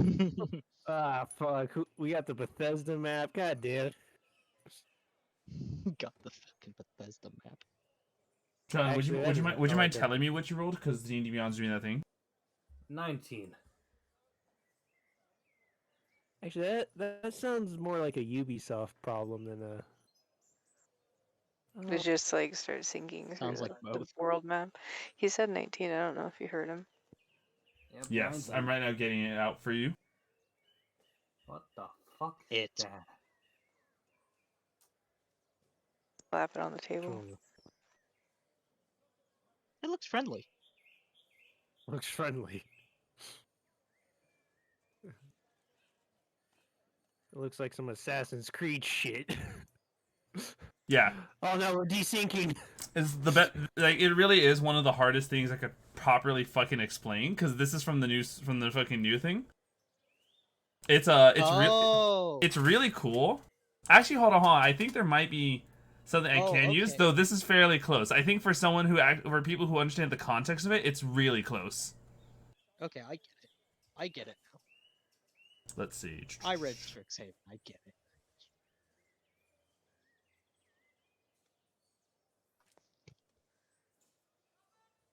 All right. Look in D&D images. What the middle spellcaster is doing, imagine that cutting through the sky. Ah, okay, yes. Now I get what you're. Right, yeah, and you see what I mean by, like, it's fairly close to that. Yeah, So, okay, this now ought to be a spell or the world is going to shit. So, what was your perception check again? You said 19, right? Yep, 19. You actually see, at the very end of it, what looks like a four-winged, scaly creature with horns. Though its wings don't look like that of your standard draconic wings, they look like...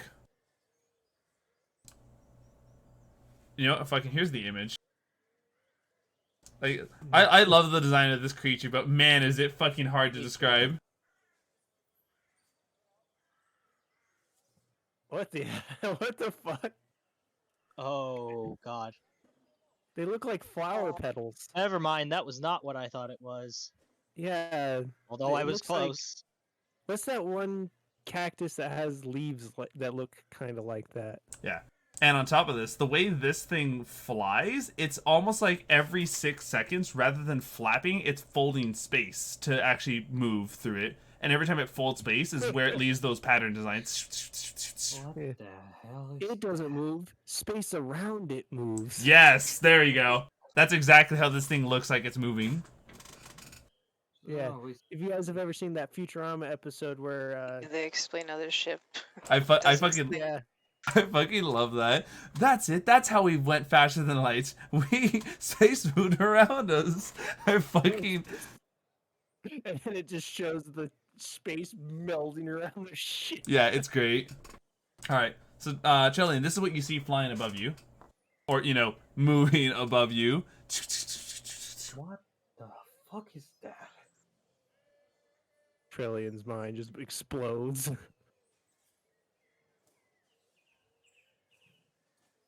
He's just looking like. He's like, this looks like this is gonna fucking suck. Right.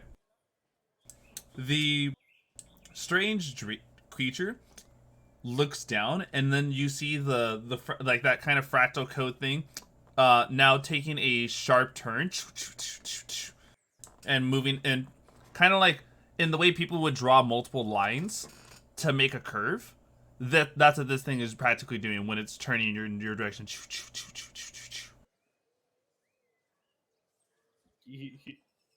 Uh,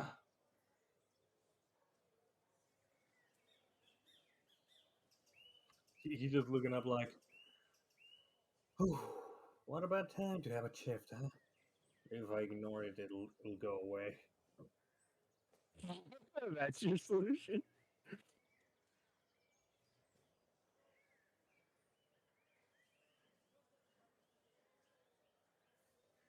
Oh hell, no, never mind. I'm fucking fighting this.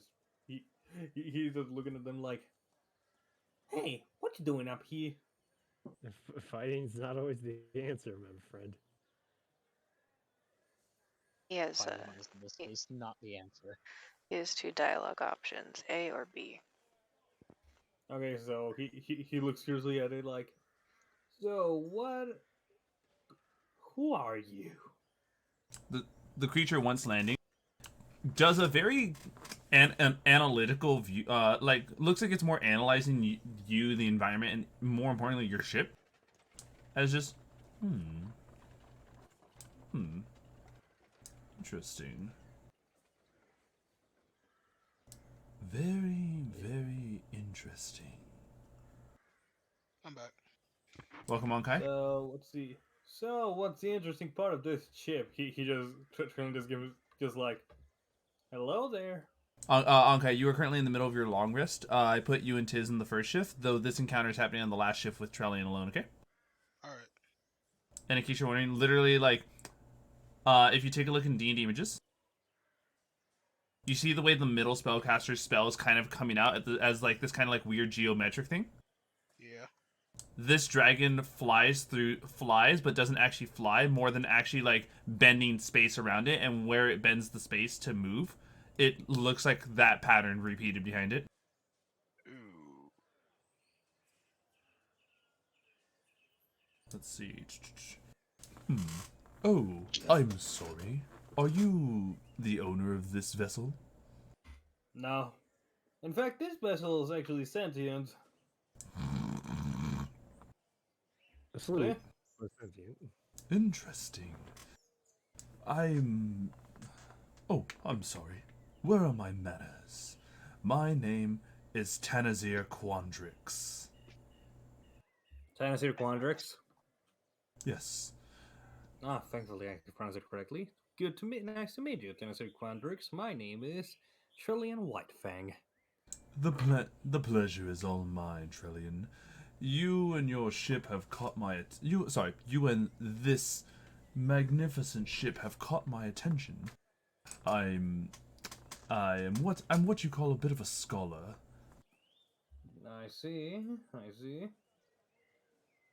And I'm wait, are you a spellcaster of any kind? Yeah, I am a cleric. Oh, divine magic. Divine magic. Tell me, what is your opinion and any theories you have about physical reality and theoretical abstraction? I'm gonna be honest, seeing what you've done here, I have no real idea of what is going on. All I understand is that it seems that you can manipulate the physical reality, as I can see. Oh, no. I understand the physical reality. I'm prodding at your brain a little. Illuminate me about your understandings, your knowledge. I wish to share academic skill with you. Well, my understanding of reality is that everything I see is physical, and everything I touch is real. His fingers touching his face and everything, and even the floor, like that. All I touch and see, real to me. But it seems that in the case of he just points up at the thing to say, he's like, it seems like reality is far more complicated.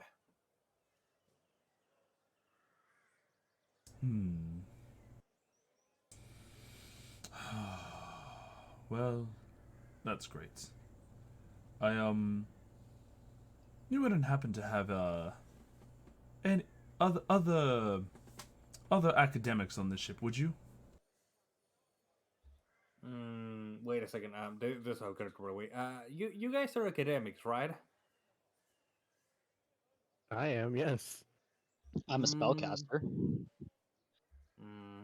I'd say that we have.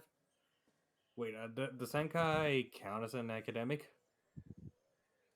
Not really.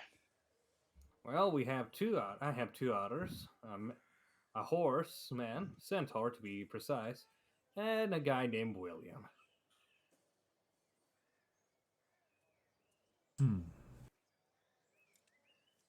And how long is it possible to speak with them now? Nope, they're asleep. Oh, are they long before they awake, or do you believe my time would be spent leaving your companionship? Do you mind waiting a few hours? We can play some cards or such. I mean, it's been a while. It actually has. They will be awaking in about like 2, maybe an hour and a half. So you mind waiting 2 hours playing cards? Ooh. It's been a while since I've played games, but sure. Side notes. Terribly sorry, but if we are playing any sort of card games, I have a bad habit of counting cards innately. Oh, don't worry. It's something. Oh, don't worry. I just play for fun, not to win. All right. Trellian, And you can make can you make 3 intelligence checks to compete against this dragon? Oh no! Oh no! okay, intelligence check number 20. Natural or dirty? No, dirty. Okay. Another 20. Another dirty 20. Okay. Okay. Not bad. 14. All right. You get completely floored. Well, I wasn't expecting to win, anyways. I like to imagine like this dragon, because of the size of Trellian's playing cards, it like has to like use actually, does it even have access to, it does not have access to telepathy. So like the dragon has to like individually like put all the cards down and like with the tips of his nails pick each one up and like do an obvious like holding it and having the bottom of his claw at the bottom base of the deck, and then when he wants to put it down, it's like big huge animated motions for such a small object.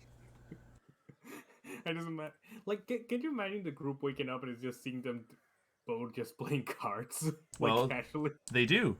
The 4 of you wake up, and as you guys come onto the ship, you see this magnificent dragon come aboard. Also, Skittles, you've been granted inspiration by Eli. Oh, thank you. What is this? Oh, I come out completely interested in whatever's happening right now. Hello, guys. Yeah. This is what I need right before my coffee. which of you is William? Hey, Chief, what can I do for you? I understand you're something of an academic, yes? I'm an artificer, but I dabble in many of subjects. Well, actually, this might be an interesting one because I want to understand and poke at all of your brains. What are all of your thoughts on, how do I put this, physical reality and theoretical abstractions? Now, are you talking about like perception of reality or more of reality in itself? Oh my god, thank you, someone who speaks English. No. Common. I am sorry, I'm someone who speaks common.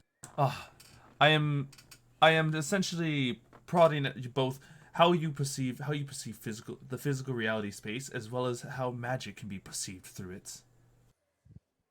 Well, seen through physical reality is like a sense of matter of how dense or solid an object could be, but that's more of a perception of what's in a humanoid sense of like touch, smell, taste, and stuff like that. Of course. Magic on the other hand would be more of a sense of bending all of that, of using one's innate oversensitivity to the environment, such as me being able to cast fire. That it would be more of an, I see that more of an understanding of how molecules in the air work and how I'm able to manipulate that through my sense of the world to cause those molecules to burst into flames. You see him shed a tear. Poetically put. And I would have put you down to be a silver quill at that rate.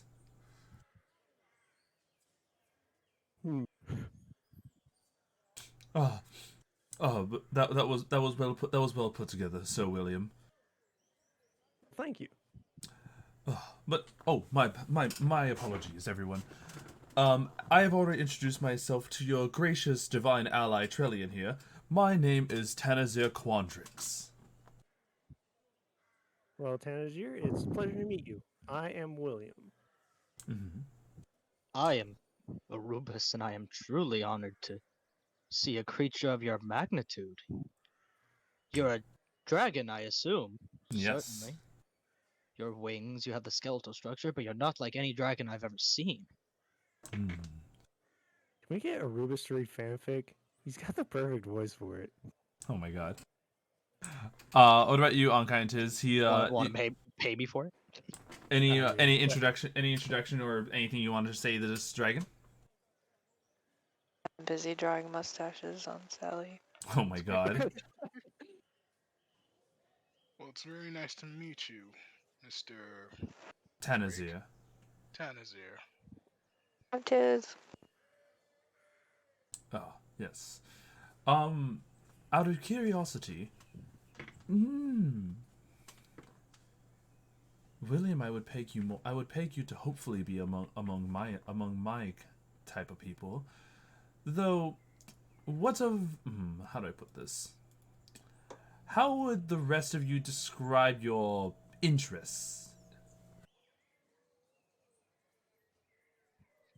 My interests in you is quite piqued. No. I myself, I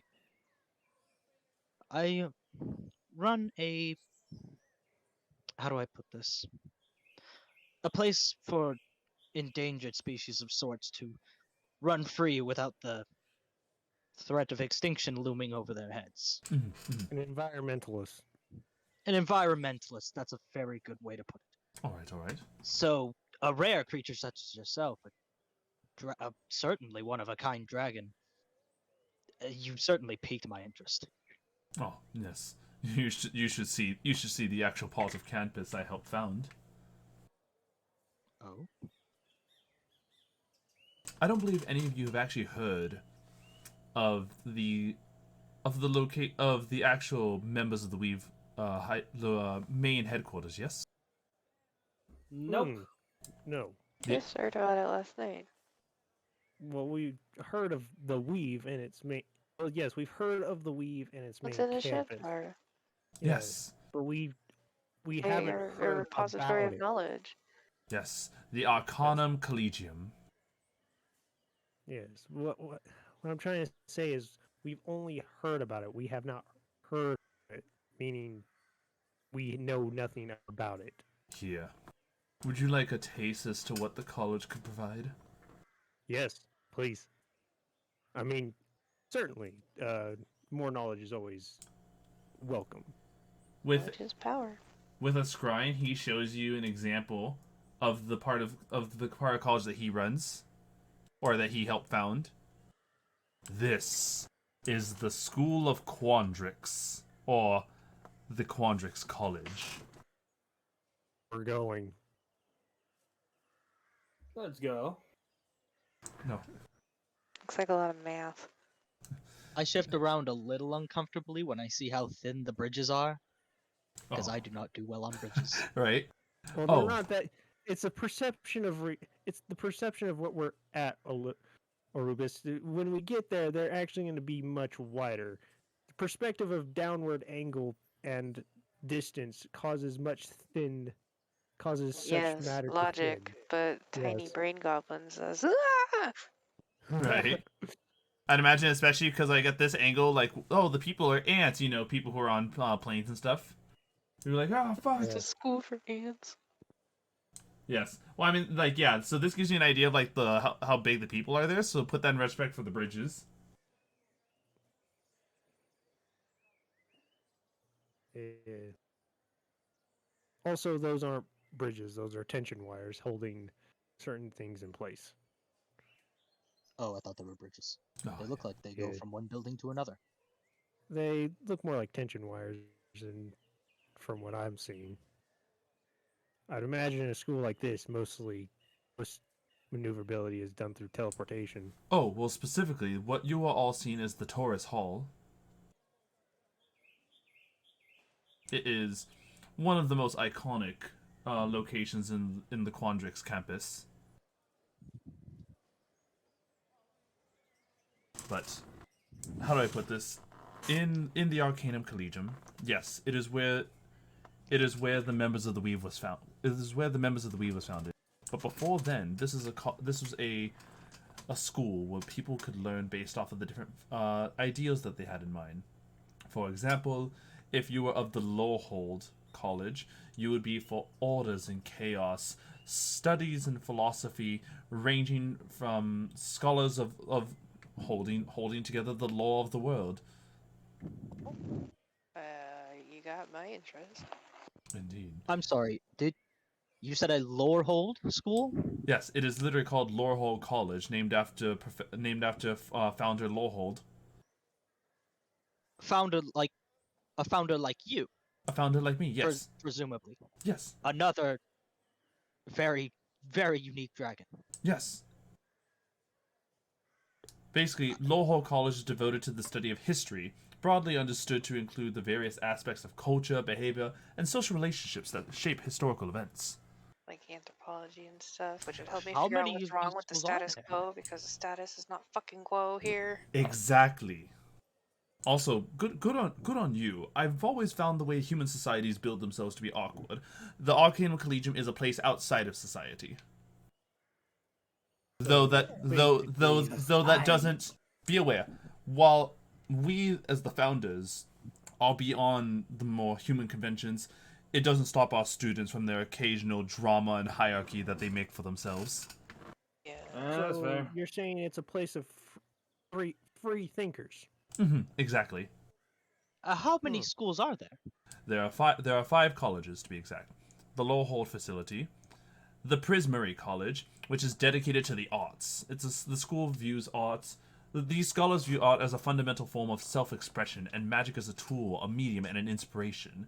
They idealize perfection and expression. And I'm assuming you don't hold like ranks or anything towards these schools. No one school is better than the other. Each of the five schools does their own thing, though the students definitely have their favorites and the reason why they join those colleges. Yes. But you don't The spice inspire. of life is competition.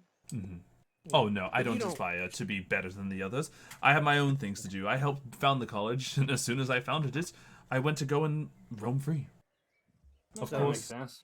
So Of there are course. 5 dragons, including yourself. Indeed. Although I gotta say, so you're saying that we're free of society. Yes, indeed. And just to even put further into that, the Quandrix College, the most beautiful. Sorry, not the most beautiful, but my personal favorites. Studies undertaken within them include mathematics, physics, logic, statistics, metaphysics, and various fields of theoretical magic. We are all about substance and Mechanical- theory. Also, theoretical mechanical engineering, I would assume, is somewhere within that. Yes. Now you're talking. Perhaps you'd be. How do I put this? There are all types of different things in there. For example, we have abstractors, augmenters, fractalogicalists, mana scholars, metamancers, scale druids, sequence prophets, and vivifiers.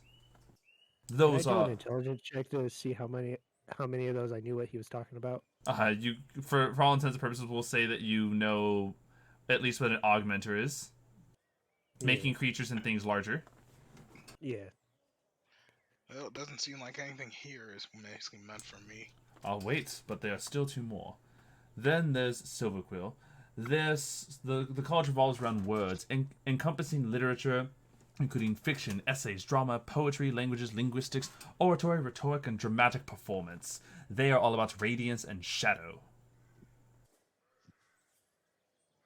And from here, maybe you're someone who is interested in learning about shadow magic. Be aware, by the way, everyone has a bit of magic inside of them. You actually don't even need to completely commit to another class to do this. It's like I said, each person has a sensitivity to the world around them, just some are more sensitive than others. It's about finding that tunement to the sensitivity to be able to wield the magic. Yes. Although it is strange, there seems to be, how do I put this? I've noticed a lot of the Silverquill students being... What is the word you humanoids use when it comes to describing your innermost desires being brought forth to the surface of yourselves? Like a type of lust. Yeah. Talkative, provocative. Oh, very much so. The Silverquill, we've noticed that the Inkcasters have come to taking their drawings and bringing them to life. Oh my. So a lot of love and let live type stuff going on there. So this is my OC. Yeah. Yes. This is my OC. I Ink- fuck it every Saturday. Ink Your casters. ink monster is named Sanic. Ink casters literally have the ability to summon living inklings to service, or shade wings, forming weapons from darkness to slice and stab at foes. So you're basically saying that they managed to use the power of drawings to hit people. So what you're saying is that I can create a tiny sword man to stab people that I find annoying. You might want to look into the college yourself. But sounds like if the annoying. and of course the last one Yeah. being I was thinking Chalk Zone. Not Doodle Bob. And of course, the last one being the Witherbloom College. The curriculum of Witherbloom College focuses on various sciences revolving around the life sciences, biology, ecology, botany, chemistry, and related sciences combined with the study and manipulation of magical energy of the positive and negative plane. They are about growth and decay. Okay, maybe that Sounds is a lot correct for like me. They sound like they would be more vivifaction. Sounds like something I'll be into. Yes. Also, In fact, actually, it is something that the Vivifaction Guild does come over to our facilities for such purposes. I believe. So, if any of you all are wondering, a lot of the schools that are around this world are designed to teach others. So, using the knowledge that we've gathered, we share this knowledge and provide but a mere percentage of it to the world. This is how a lot of Vivifaction people who wish to study and grow up to be that will go to our colleges and join the Witherbloom College. With Witherbloomers, it's no surprise that they eventually become Vivifaction Guild members themselves. So wait, that would mean the college you founded, the Quandrix. Quandrix. I was looking for the name. The Quandrix College would be where someone from the TMC Guildmasters would go. It's like it's all connected or something. Mm-hmm. Exactly. Weird. As I said, I really love how well this book fits into the fucking Homebrew world. Yeah, because out of game. Be careful about giving us those feats. I know, right? Yeah, because out of game, I've discovered what William's end goal is finally. Oh yeah. Yeah, he wants to become the new guild master, new guild master of the guild that's outside of Ivory Hold. Well, there might be a good chance for all of you. What's the word I'm looking for? We're more than willing to take on new students. However, it is understood that there are some costs that come to this. Like every college. Yes. How do I put this? Tuition fees? No tuition fees. It's a matter of time commitment. Oh, okay. We can't dedicated to doing it. We can't fully scope you into a student without you putting in the time. Well, that's a big ass. But I'm guessing with schools complex like this, there would be some type of magic that halts time within its space, giving students the most optimal means to understand and learn what they're being taught. Right? Yes, indeed. In a sense, I'm afraid that. Sorry, if I may, this is a bit intrusive on all of you, but why do you all have that with you? And he points towards your amethyst dragon. That's my baby. We saw it fall out of the sky. We fished I it out. fished her out of the ocean. Yeah, and it didn't seem right just leaving her. Endangered species. This is about as endangered as it gets. No, I thought it was a cool shiny rock and I wanted to keep it, but then it hatched. Yeah. Interesting. Well, perhaps there is something we could do. You all seem like you are destined for something greater, but make your way to the college. If you make haste, I will be sure to talk to the other founders, and the founders and the Oracle themselves, to look over and see see what you're made of, essentially. Perhaps we could speed up your scholastic endeavors. Well, from the sounds of it, it sounds like each one of us needs to go to a different school. Mine would be yours. It would be entirely up to each of you as you wish. Though, primarily what this is we would love to give you all a glimpse as to what we provide. So that way maybe one day your offspring would be able to come here. Because, to put it frankly, you all are a bit too qualified. Okay. We prefer... What do you mean by? We What do prefer... you mean too qualified? We prefer to be molding our students from the ground up. Meaning... We're too old. No. You're too experienced. Oh, so Yeah. we're developed. We're too Gotcha. old. Some of us are too magically inclined. Well, actually, I can see what he's saying. I mean, because I'm only 27. I'm still old. I'm still young enough to go. But based off how I just talked to him, he sees that there would be very little to not. I mean, there Not might what, be some not, value in applying real-world experience in an educational setting. eh, William is that is true. William is But I'm sure you guys have plenty of that on your own. Right. Here, Trellian, you were saying something?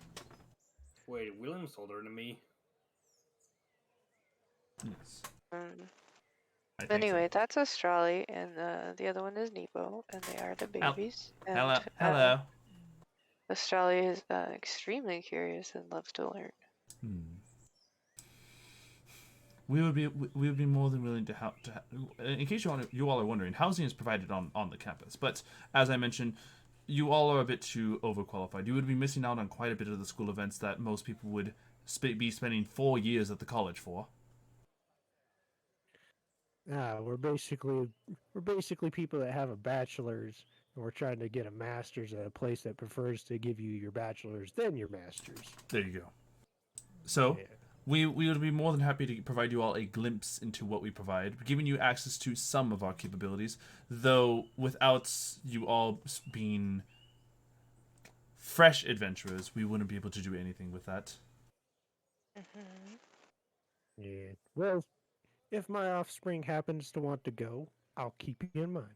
I'm not going to force my offspring to go to a college they don't want to go to. Oh, by all means.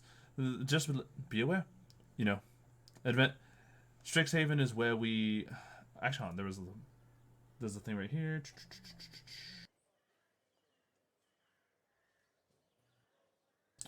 There was like a thing... Oh! In case you are ever wondering, the Strixhaven mission statement is... The mission of Strixhaven University is to discover and preserve magical knowledge. Sorry, not Strixhaven, the Arcanum Collegian. Wow, I'm just reading straight out of the book. The mission of the Arcanum Collegian University is to discover and preserve magical knowledge, to disseminate that knowledge from one generation to the next, to promote free and open study of magic in all its forms, and to enhance the lives of people throughout the world through the use of magic. Quite lovely. Yes. Should your offspring, if you are able to bear any, wish to join, we'd be more than happy to take them in. But Okay. feel free to do as you wish. Me and the founders will be there. After all, for us, waiting quite a few months, let alone a few years, is nothing compared to the lifetime that we've spent. Flex, but okay. Well, when you're a long-lived dragon like him, you can't get the flex. Indeed. And so, I bid you all adieu. As he begins, like, turning two-dimensional and folding space. Bye, it's nice to meet you. Oh, there he goes. No, that was cool. He's able to bend space and time around him and move within a two-dimensional plane. Man, looking at that hurt my eyes. Right. I'm gonna check in with Audrey, but I need to go into town and pick up an alchemy kit for all these ingredients we've been foraging. All right. So, Wait, I believe our cat friend has said kit you need. Oh, yeah, I do have an herbalist kit. Mm-mm. Alchemist. Oh, alchemist, no. Right? Is there anyone else who wants to head into town as well? We It's got night. rations, we have water, we have everything we I'm need. gonna be It is sleeping. early morning. Oh, okay. I'd like to head to the orphanage. All right. Han, were you saying something? Yeah, I'm gonna be sleeping. Oh, like in IRL? No, in game. In game, my good sir, you were at the end of your shift, so you were the last person to. You were the last person who had an awake shift, and then like the rest of the day begins. So it's assumed that your character just like your character from the moment the long rest started was sleeping for 6 hours, and then for the last 2 hours they're like, oh, awake and doing their morning routine and keeping an eye on things. Oh well, then he's just going to town. He's just gonna walk around. All right. And I want to check out town too. all right, Orubis, Audrey's like, I can take care of myself. I can taste it. Hey, dragon babies. You mind fetching good old Audrey some grub out in the lake? Sure thing. Aw. Audrey, when you and the dragons become friends? Since I've been out here, by my lonesome for quite some time, you learn to socialize with others. Yeah, sorry about that. It's okay. Not the only ones out here. Sorry. No, I was not out here by myself, but though, I do appreciate the company of Orubis. Thank you, Audrey. I've been appreciative of you and the Dragon's company as well. You know, for a carnivorous plant boat, you actually are a very fine person, Audrey. Yes, now feed me. Plant. You've been fed. So, Quite a lot of bodies yesterday. yeah. But if we see our necromancer friend out and about, I'll send her this way. I'll ask her to come by. Good. And so, you guys head off over to town, where you guys can easily stop by some shops and get what you need before you head out, since Audrey is now fully recovered from their exhaustion. How much? The alchemy said, let me pull it up for you. As I'm pulling it up for Tiz, is there anything else anyone shopping for? I was heading towards the orphanage. I'm looking to talk to the person in charge. All right. Alchemist supplies cost 50 gold. Yeah, easy. All right. So, William, you head on over to the orphanage, and you see what looks a small frail man and his wife, who look to be finishing with some of the students after like having the students play outside. The students are coming back inside to go and continue their studies. As the last student goes on inside, the two of them notice you approaching. The male comes over. Well, welcome, young man. How can we help you? I'm looking for the people who are in charge of the orphanage. Well, that'd be us. Me and my beautiful wife. And so, you see what looks like.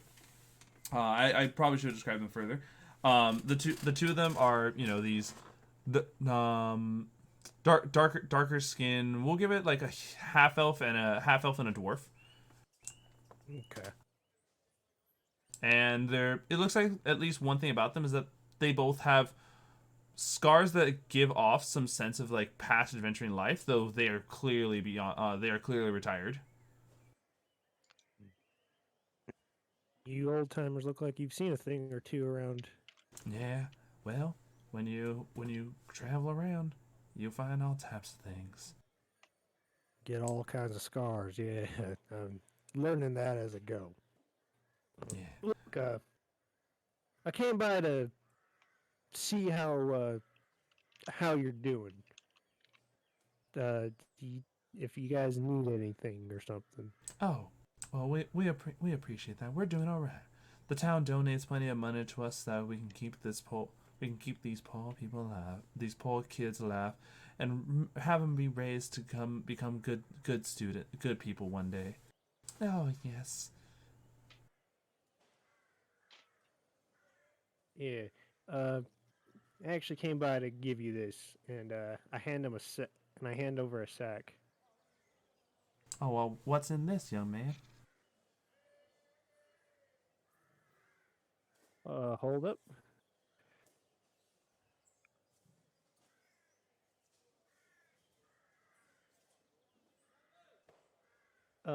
Let's just say it's just something that I kind of grew up with. Like, I didn't grow up as well as these kids did. I was an orphan myself. It wasn't until I was about 18. It wasn't until the TMC took me in and, you know, gave me meaning. And I'm just looking to pay that forward. So, Well, we appreciate this donation, young man. Here, the woman. Would you like to come inside? I've actually been doing a fair bit of baking lately. You should see my what was it? My apple cider cookies. yeah, did you say apple cider cookies? Apple cider cookies. That, yeah, I could have a cookie or two. Ends up consuming the bowl. I mean, if it's apple cider cookies, hell yeah, I'm gonna consume the bowl. You got my message, by the way, right? Yes. I see what Okay. you gave them. Yeah. So, with that. Baking. Yeah. Alright. Trellian, Anhkai, and Orubis, is there anything the three of you want to be doing in town? Oh, Orubis stayed with the ship as normal. Okay. And Anhkai and Trellian. Checking in town for any different shops, books, or anything like that I can use to help develop my techniques. Trellian is just loitering, like staying outside the shops while Anhkai is inside. He's basically playing the guard. So, Anhkai, it took you a while, but you finally found a bookstore that you think might have had some insight into what you need. All right. You see a book that says forms that will get you through life and death.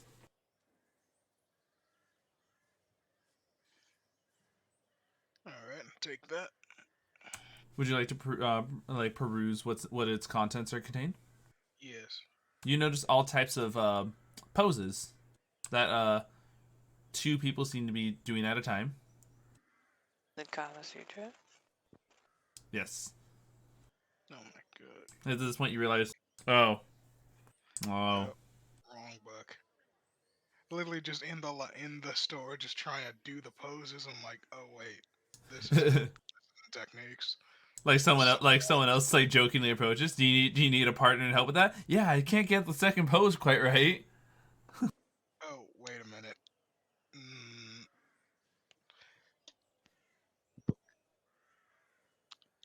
Damn this book. Yeah. This town is probably not the town that's going to help you out without that, because this is, at nighttime town of pleasure, and during the day they contain it so the kids don't have to worry about seeing it.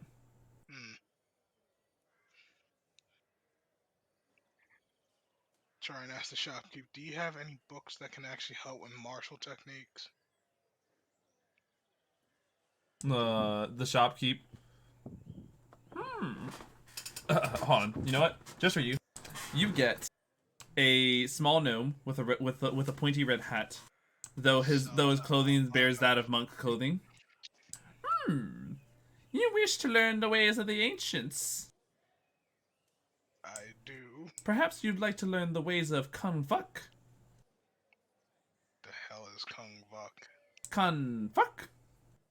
It is a type of fighting style that involves using your whole body. You know, the motion with the ocean. Basically. Okay. Exactly. You see him basically. How do I put this? Remember how Black Dynamite literally like fucked the ocean to swim? Yeah.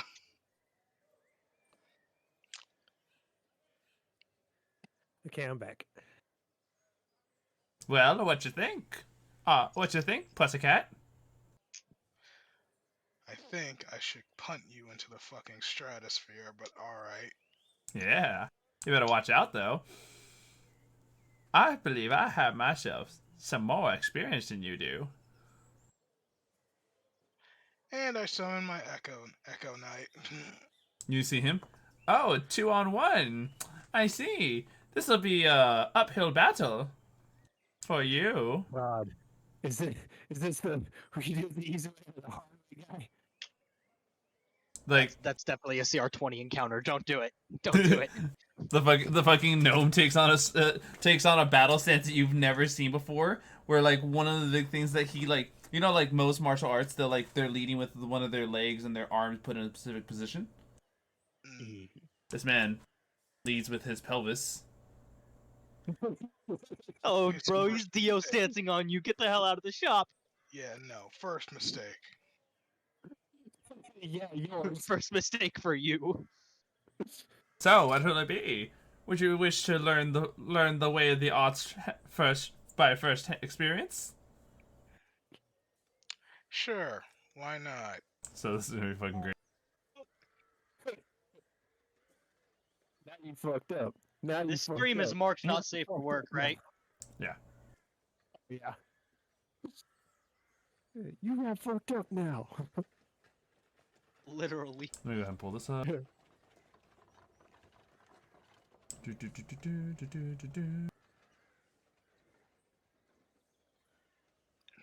Homebrew stat block. No. There's a specific one I have for this. I'm glad that this was thought out beforehand. Also, I was thinking about it. Zeno, did you mean applesauce cookies or actually apple cider? Apple cider. Oh, okay. 'Cause Uh, those are two. all right. So, with that, please roll for initiative, Mister.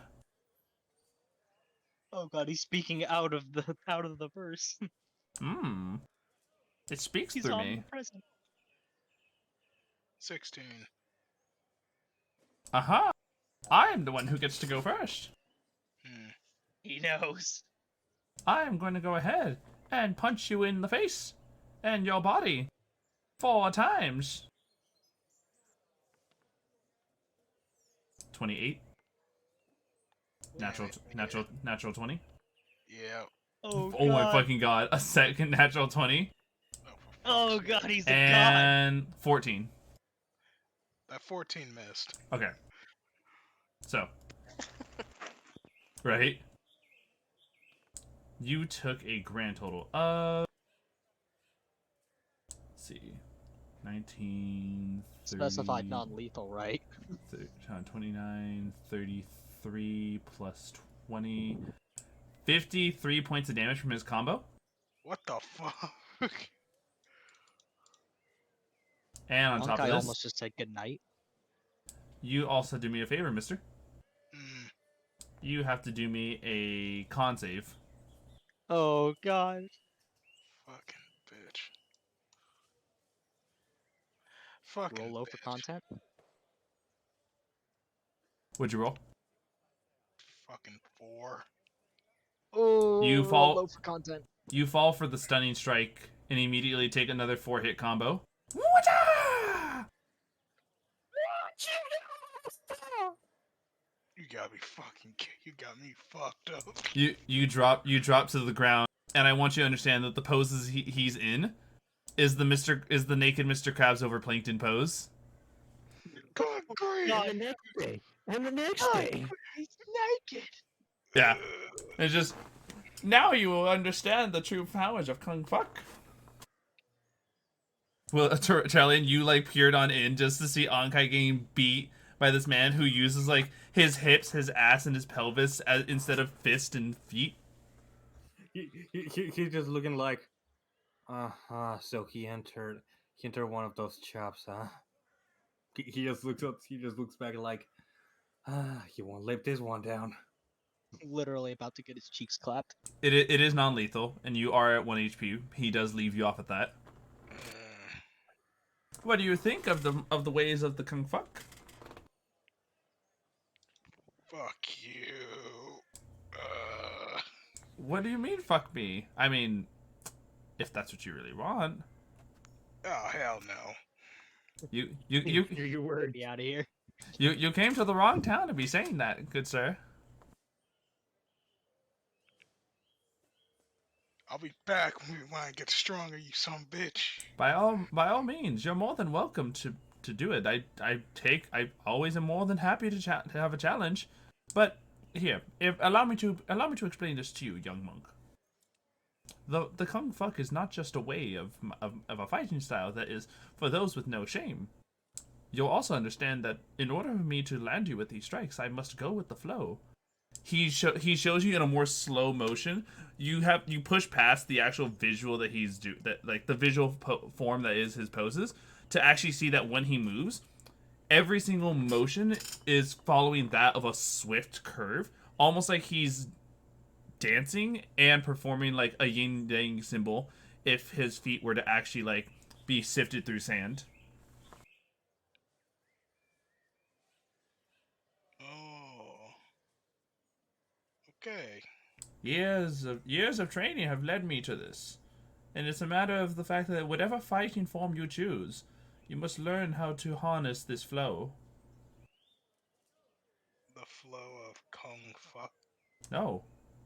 The flow of life. If you cannot understand the way ki naturally flows through the universe in the same way that the weave does, you will never become a monk master.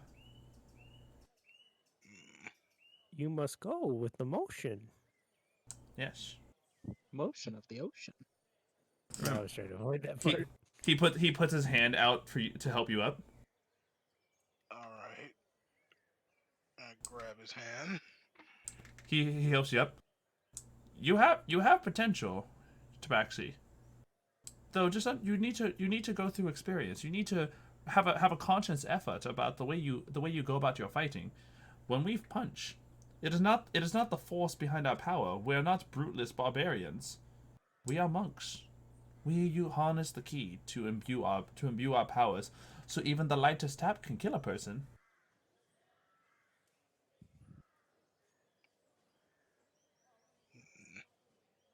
Do you understand what I am telling you?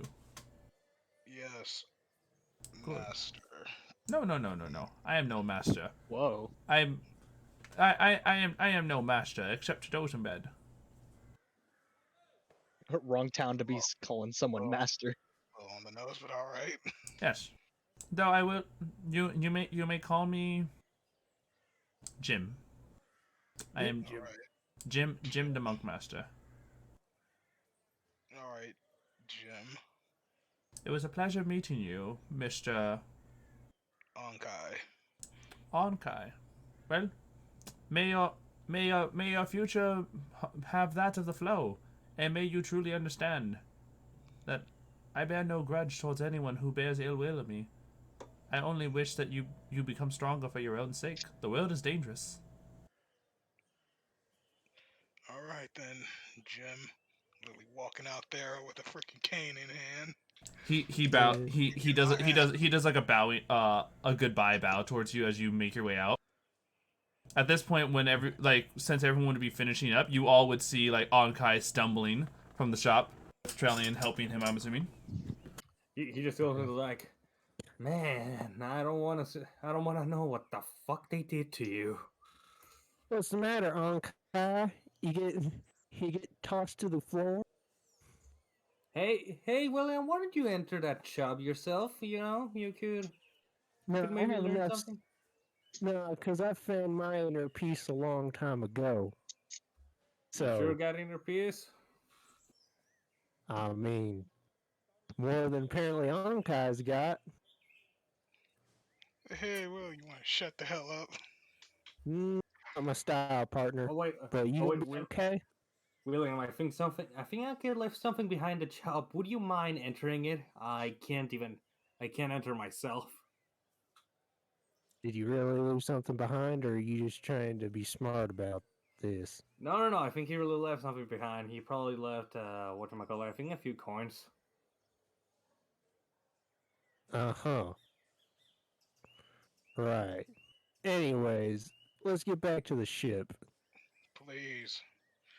Okay. Also, hey, Mr. Healy Man, is there a reason you're carrying our half-dead cat instead of, picking him back on his feet? Mind running that one back again? IRL, did you not hear me? Are you? No, Is this? I like I couldn't hear you. I said, oh, I was saying in the accent. I said, is there, Mr. Healing Man? Is there a reason why you haven't you're carrying our half-dead cat instead of perking him up? Yeah, do you know how he's? Yeah, do you? Yeah, why don't you go check the shop and then maybe I can carry 2 half-dead people. That seems wildly inefficient. Yeah, exactly. Also because you know it's kind of hard. It's kind of hard to heal. You know, I gotta get into the real reason is that he makes a It's good point. literally, it's literally just cure wounds. I know the spell. I know how difficult it is. You can't fucking, you can't fool me. God damn it. Yeah, yeah, nice try. You're Is a there an 14, trick. herb shop around here? I may want to make 14, some potions or something. Just 14. wait No, until we wait, get wait, wait, back wait, to. wait, wait, wait. Just wait until we get back 14, to the ship. You, we have 14 a and herb 21. collector. Oh, 35. 35. Heal for 35. Yep.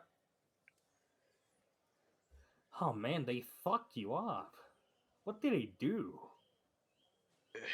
Kung fuck. Oh damn! You got hit with the Kong fuck. Wait, what the?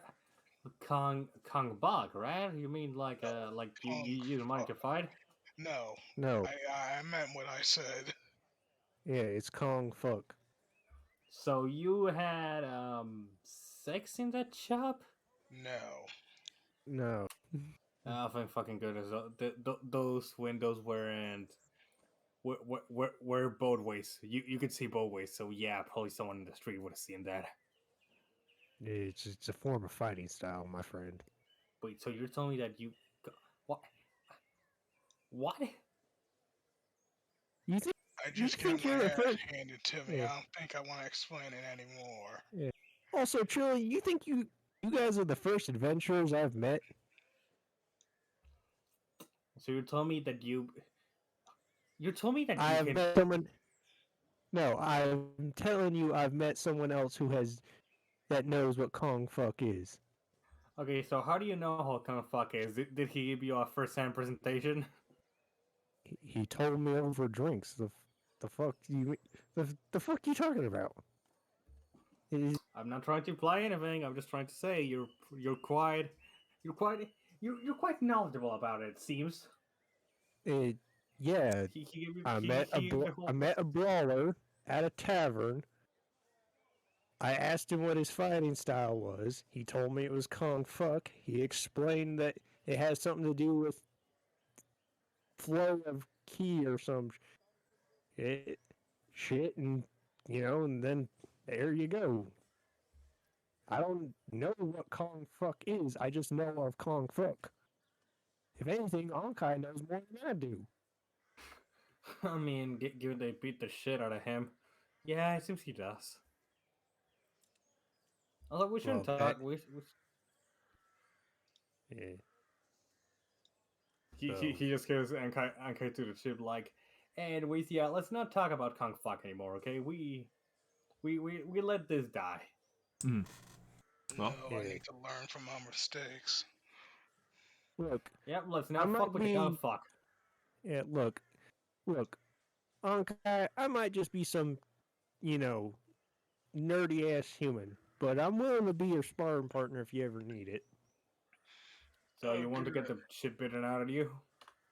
I have confidence it won't hurt me too bad. Oh, no, if I'm going in, I'm going in. William, you're telling a monk that you're gonna spar with him, and you expect to not get the shit bitten out of you? I would expect a monk. I'd expect a monk to have inner peace to know when to hold back his power, to have True, some but inner also peace. to understand the flow of power, and that means if the flow's coming at me, coming at you hard, then I'm gonna hit you hard. that's just in. William doesn't understand the term "there is no mercy" in this dojo. There really is no mercy in this dojo. Well, fine. Yep. Either way, I mean, I can always conjure something up that can take a more beating than I can. Anyways, are we back? How far away from? So yeah, let's not talk about Kung Fuck anymore. Fuck. Oh yeah. You So just pin at this my- point, Audrey's like, "Can y'all ready to go?" Yes. Yeah. Ooh, what happened to you, Anhkai? You look a bit bruised up. Oh my god. I got my Get shit mugged? cracked. Ooh. Those Yeah. bruises look Oh. large. How big was that guy? What was the size of his fist? He was literally 4 feet tall.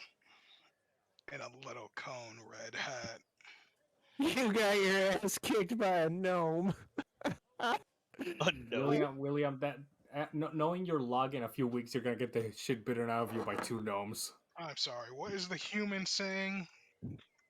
The human is saying that you got your He's gonna ass get the kicked. shit beaten out of him by 3 kobolds in a trench coat. Oh god. Now, all I'm saying is you got your ass kicked by a gnome. But to be fair, that gnome knew a very high form of martial arts, so Yeah. don't feel too bad. But still, get your ass kicked by a gnome. Ankai, did we beat him up together? I hope you get your ass kicked by an abyssal chicken. It might happen. Well, Anyways, Orubis, my friend, I know how much you like fruit, but how much do you like fruit in the form of baked goods? I could use a little more cholesterol in my diet. Just take the apple cider cookies and say thank you. Oh, thank you. Yeah. so at this point, Tiz, Ankai, you guys said you wanted to work on some stuff before you head out, or do you guys want to set the ship to go and then move on out? Now we can set the ship and get on up out of here. All right. Remember everyone that in order to control Audrey, there is a D100 rolled for the wild magic table. So, let me go ahead and pull that up. I can take that hit if you guys want.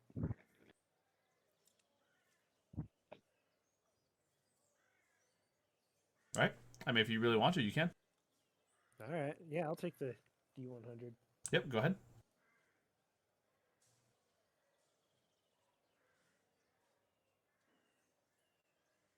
$51. Almost halfway. Well, a little over halfway. All right. Very little. A spectral shield hovers near you for the next minute. Don't we have advantage on those now? You do. I almost forgot about that. Could you roll one more time? Yes. Thank you so much for the reminder, Brad. You're welcome.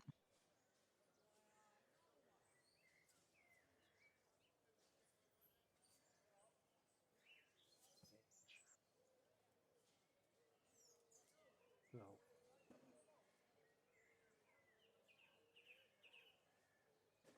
Yo, 92.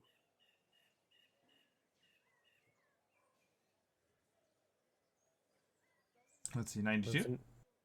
Yeah, 92. 92. If you die within the next minute, you immediately come back to life as if cast by the reincarnate spell. Kill Yo, him. Kai! Side note, do you actually know what the reincarnate spell does? No. It'll change your race. Oh, that actually. Spin the wheel, William. That. Wheel. That would make things a little more interesting, wouldn't it?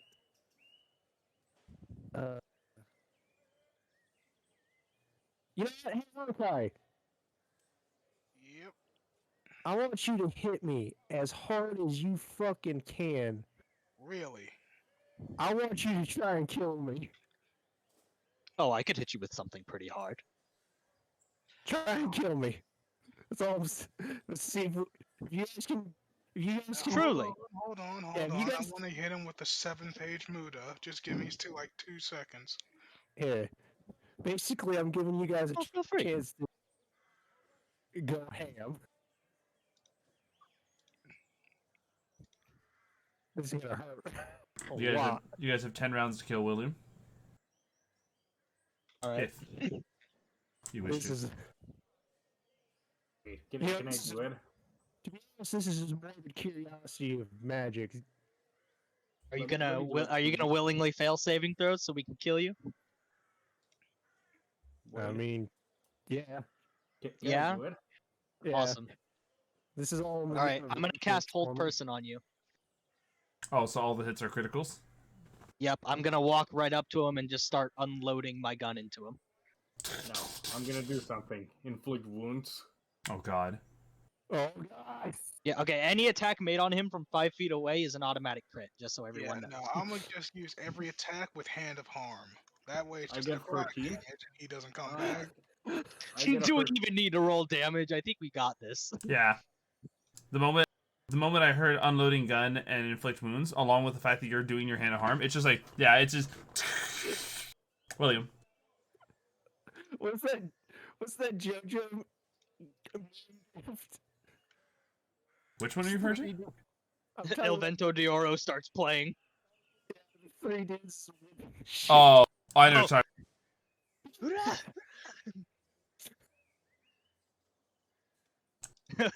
Me and the monk absolutely beating on a paralyzed artificer, and There it then is. D&D images.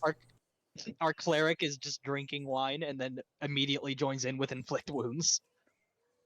That right, William? Yes.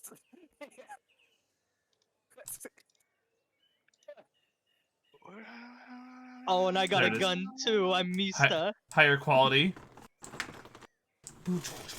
Alright. So, yeah. You guys all, William, you die, and you become reincarnated. Oh, He's got to roll on a table. Would you please roll the D100? I really hope it's not. This will be fun. I'm gonna regret this. I know I am, but I couldn't resist. Watch him become a gnome. Oh, that'd be fucking hilarious. Be fucking too fucking good. Well, I need the dice not to fail us for content. 70. What? I rolled a 72. You know, you were dangerously close to rolling human again. Wow, really? Yeah. That would have been funny. But you turn into. The kobold? You guys all see William's body glow. It looks like he's going back to his original form until you see his body just get smushed smaller and smaller. No. Oh. Oh. What is it? You What are is it? now a stout halfling. Oh. He just looks like himself, but he's By the way, shorter. It's basically so if a gnome is like really tiny, the halfling is what a hobbit is. Oh. So I'm It's- only you're- like it's- 5 it's- feet. No. What the fuck? No. Have you seen how small hobbits are? No, I have no idea how small hobbits are actually. They're like 4 feet. Here, hold on. Halflings. Let's see. Specifically, traits, size. Halflings average around 3 feet tall, and weigh about 400 pounds. You know how Gandalf Oh. looks kind of tall because he's around hobbits all the time? He's only 5'6". Oh, okay. So I'd be about what? You're about average around 3 feet tall. Well, I was above average as a human, so we'll just say I was the average for. So there you go. You are 3 feet now. Basically, let's see. Just take all of William and his clothes and just smush him down to a half half of his original size, so he's 3 feet.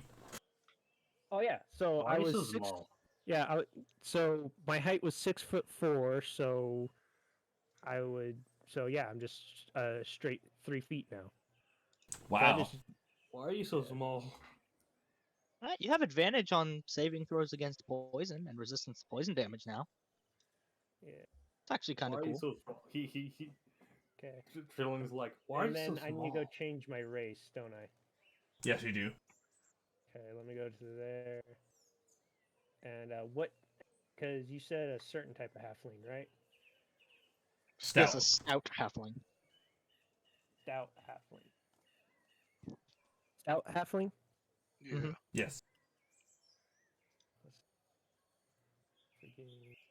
Change race. Let's see. Trellian's like, Oh, does he get the lucky thing? He does.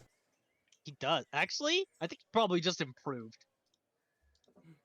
This actually might be a buff for you. Trellian's like, so this doesn't affect all of us, right? No, I Only think it was William. just him. Oh, okay, thank Okay. goodness. I don't. Also, William, look at your. This is your new token size. Also, Trellian is asking in character. Oh, by I the way. got He's the like, spell. I got it. we all Oh, want I'm to about turn the into. I'm about the size of my turret now. You are. You and your turret can both be small sized. Wait, Oh, how which much means I can does sit on William top of weigh? my turret. You can sit Nah. on your turret. Wade, how much does William weigh? Yo, William weighs I about basically- 40 pounds. yo, I basically Trellian grabs him like a child, like you know when you grab a cat, he's like that. He also grabs him like that. William, you are being lifted by your armpits. No, he said like a cat. I think that means by like the scruff of his neck. Hold on, Trellian. Which one are we thinking of? Like where you put your hands? Huh? The armpits. There you go, the armpits. William, you're being okay. lifted by your armpits. He's like, why are you so small? Come on.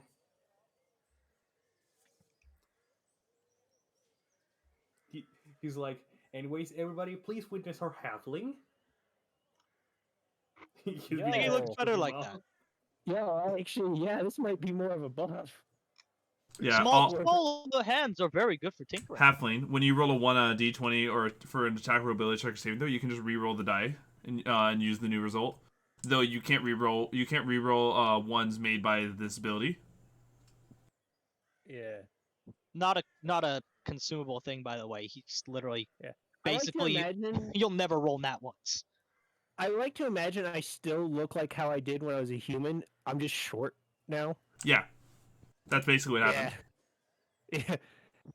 Also, while Trellian's holding me, I'm gonna hit him in the face with my fucking hammer. You also have advantage on saving throws against being frightened. You, unlike other small races, you can actually move through the space of creatures that are a size larger than yours rather than 2 sizes. Yeah, by the way, Trellian, does a 20 hit you? Yep. Yeah. Roll damage. You take 2 points of damage with my hammer in your face. Now put me the fuck down. I like to imagine mind it was you, like 2 damage. It makes that squeak noise that those rubber hammers make. He's like, oh, come on, guys, look at it. You guys realize my more start stature now. My He's like, fucking voice changed a bit. Like, Fuck! Holy shit! Oh, You- god damn. He's holding him like a toddler. He's like, oh, come on, is it really angry? Yeah, no, I'm just gonna keep the regular country. Well, shit. You know, I always did complain about being tall. You know, it's kind of a pain in the ass. Being, you know how hard it is to find fucking pants when you're 6'4"? It sucks. Trust me. It's fucking impossible. Trellian being 6'3" is like, I don't know. You tell me. Bitch. So You know, I might be 4 feet. Orubis being 7'7". Yeah. Hey, Trellian, you remember how you were sitting there freaking about how kids are all small and stuff, and it's easier for them to kick your shins? Yeah. Guess what, bitch? What? 6 trillion shin. Unarmed strike roll.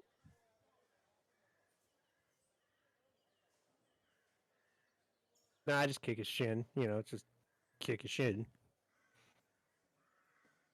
There we go. Well, try not to run around, be too much. My hooves will hurt if I step on you. Wait, you know the one image of how to react to a kid?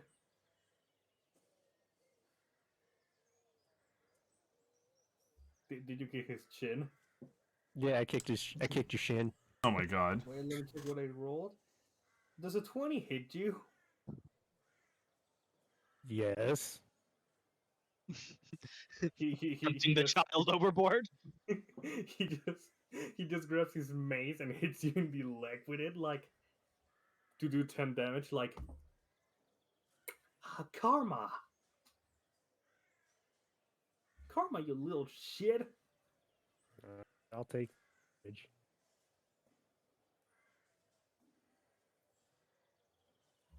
Don't kick people's shins, okay? You might be small now, but remember, everything can kill you. I mean, you know, I hear of people who been picked up by eagles, and then they're missing. You know. Yo, my poison spray. I have watched an ice spider queen drag off somebody's child. Well, Hey, that's kind of fucked up. I made friends with an ice spider queen. Oh, good. Okay, guys, we gotta get the William. We need to get him a tiny, you know, like a harness. You know, we have to keep him around. He's like a child now. I swear to God, you put me in a papoose, I'm going to fucking kill you, Trellian. No cap, I'm going to fucking slit your throat. Do not gonna put put me in a you on. papoose. Wow, that escalated. Put right on my quickly. back if you want. Okay, we put You're him on your quite back. light. I'll but we barely have- notice. Okay, we put him on your back, but we also give him a lollipop. He's let me tell I'm you. gonna kill. I'm gonna kill Trellian. I'm going to fucking Okay. kill Trellian. So here, let me go Okay, ahead. Trellian, enough antagonizing. So, Tiz, would you roll me a d20? Sure. You gotta remember, Trellian. With my height, with my height go and me becoming short, so did my fuse. 15. What is with the 15? What? That's Do, okay. Yeah. do you mind repeating that one again? We haven't seen I this couldn't one. hear you. He says he has a short fuse. Yeah.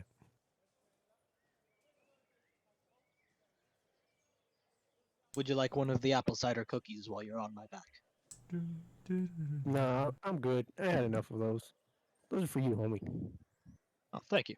Oh, here we go. Yeah. So, seeing as how your guys, if you guys have the map of Seratoria, no, you guys aren't there. You guys are in Solar Chasm.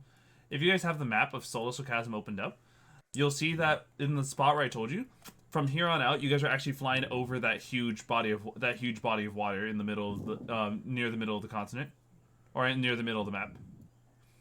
So, you guys are many feet above the ground. Sorry, you know, the water level. And it's here that you guys actually start seeing a very large and thick cloud formation hovering above the body of water. Though one thing that's interesting is that this cloud formation doesn't seem to be shifting too much. In fact, it looks like it's stationary over this body of water. That's not how clouds work. Have we ever had clouds this close to the ground? Oh, I know fog. we're in an Sorts of airship, cloud. but Oh, your This is airship's pretty still high up. low. Oh, how? Oh, okay. I don't think that's Oh, natural. I'm still feared and paralyzed. Yes, Tiz. This definitely doesn't feel natural. Oh, you're not paralyzed anymore. I've lost concentration. Oh, yeah. And I also think Perceive that it since you harder? died, that ended. I'm sorry. Could you repeat that, Tiz? I couldn't hear. Can I perceive it harder? You may. I Go would ahead. also like to perceive harder if I can. Yes. Go ahead and roll me a perception check. Question. My intelligence says I'm at 4 now. I got a 14. 16, lovely. I think you need to re-input the stats. Oh, okay. Yeah, we're still gonna rock as though you had the stats that you had, but once because you changed race, it does alter some things in the sheet. Okay. So, Tiz and Orubis. Something interesting enough about the cloud is that on top of being stationary, closer perception looks like there's buildings on top of that cloud. Oh, tell me why A sky society we build castles. Oh my god. on a cloud. And as the ship draws closer and closer to it, you can see silhouettes of people.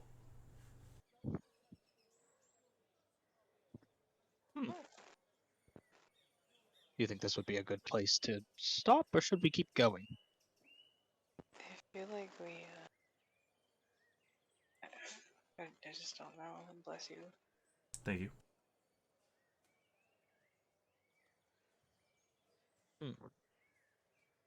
Well, we have all the supplies we need, so I guess we don't need to stop.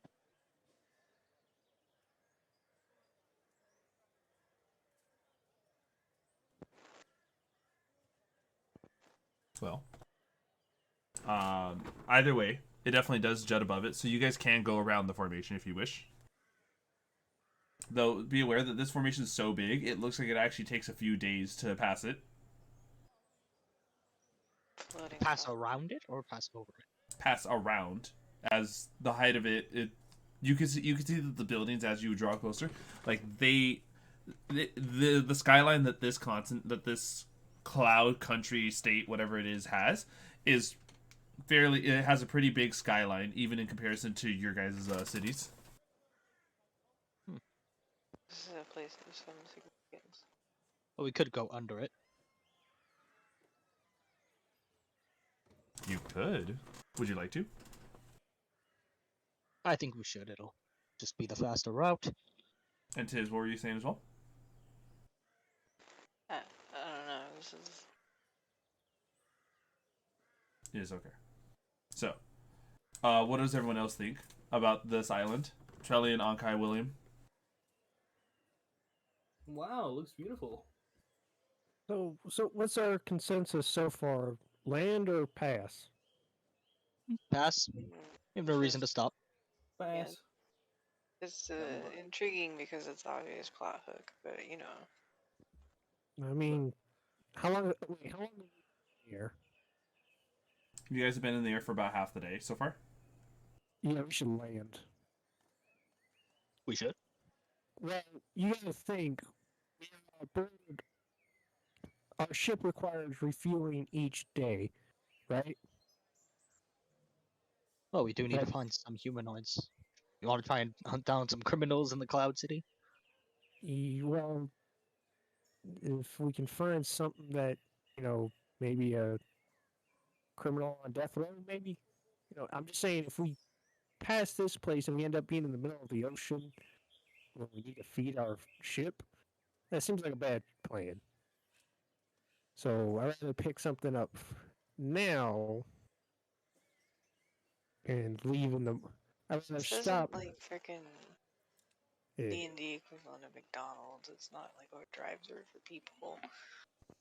Well, I would like a happy meal for our halfling. I'm going No. to kill. Yeah, Please But- stop antagonizing our halfling. yeah, but you do get what I'm saying, right? Like it's just Well, best to. I It's guess we best could to stop land. them. It's just best to land now instead of push our luck. Whether No, We I feed- don't feel like we're making a lot of progress. That is true. Well, I believe the Especially consensus with is all that we the, stop. So let's stop. distractions. so, wait, hold Hold on. on, wait. I couldn't hear Tiz finish what she was saying. No, it's been decided. Okay. Well, hold on. Tiz, were you for or against?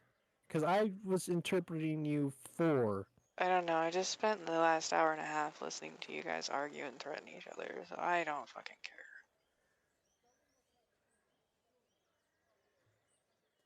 I'll count that as a stop.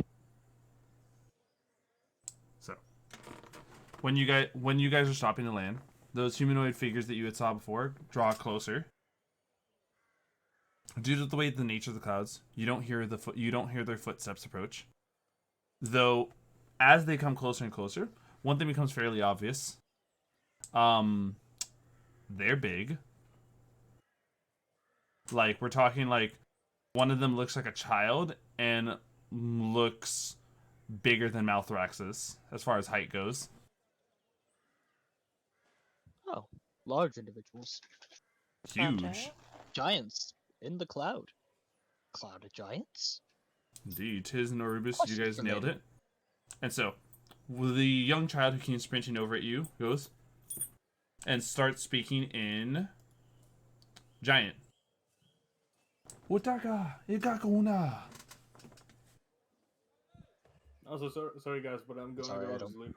All right, night round. Speak giant.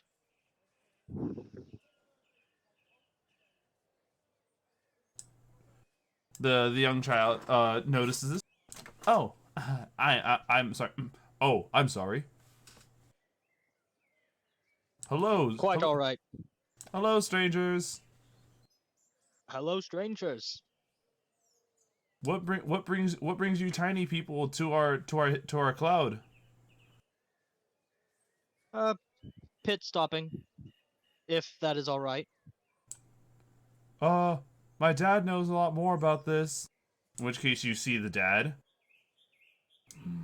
Sorry. The fuck you all doing up here? Just weary travelers making a quick pit stop, if that's all right. Weary travels my ass. I know your kind. You will get off this cloud.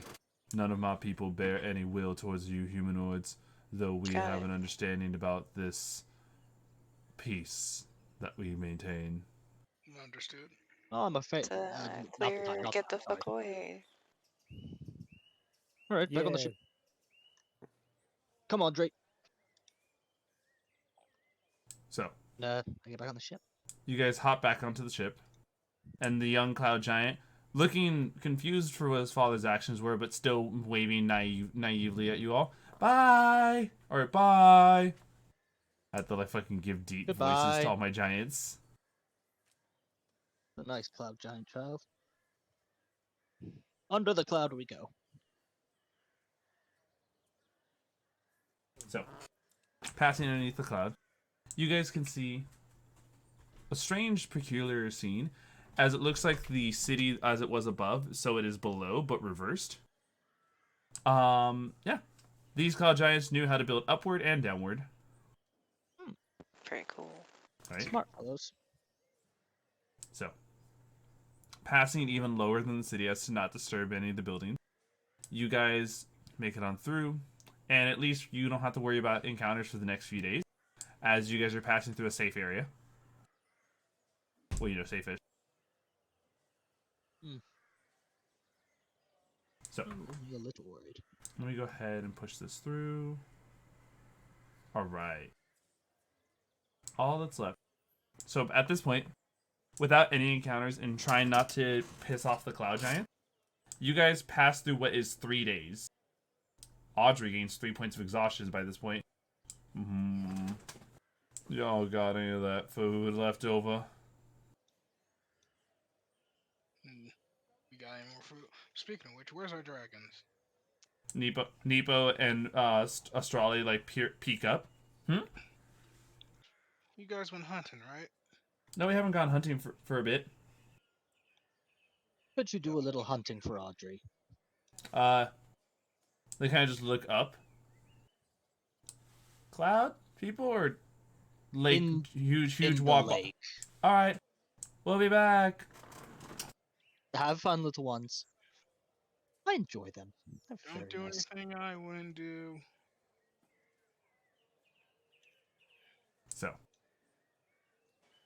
about maybe good half hour passes. You guys hear the flapping of their wings, and you see Astrali with Astrali has her cheeks full, and Nepo has his cheeks full as well. Though Nepo is carrying something in his 2 hands. What do you have there, Nepo? Nepo gets onto the deck of the ship before answering that question and lets out all the fish that he's had in his mouth. So does Astrali. There's just a mountain of fish here on the ship. We'll eating start its little tossing head. those towards the ship, yeah. Yeah. So Tiz, you grab a few of the fish and head over to the top of the ship. Hold on.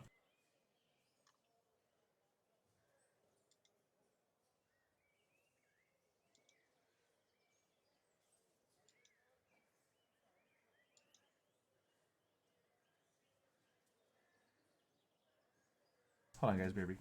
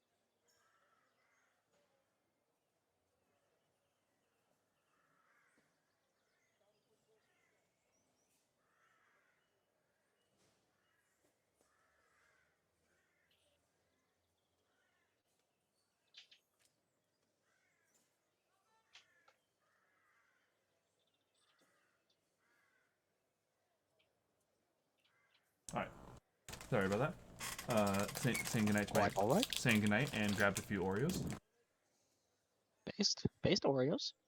So, Nepo pulls up the chest that he found.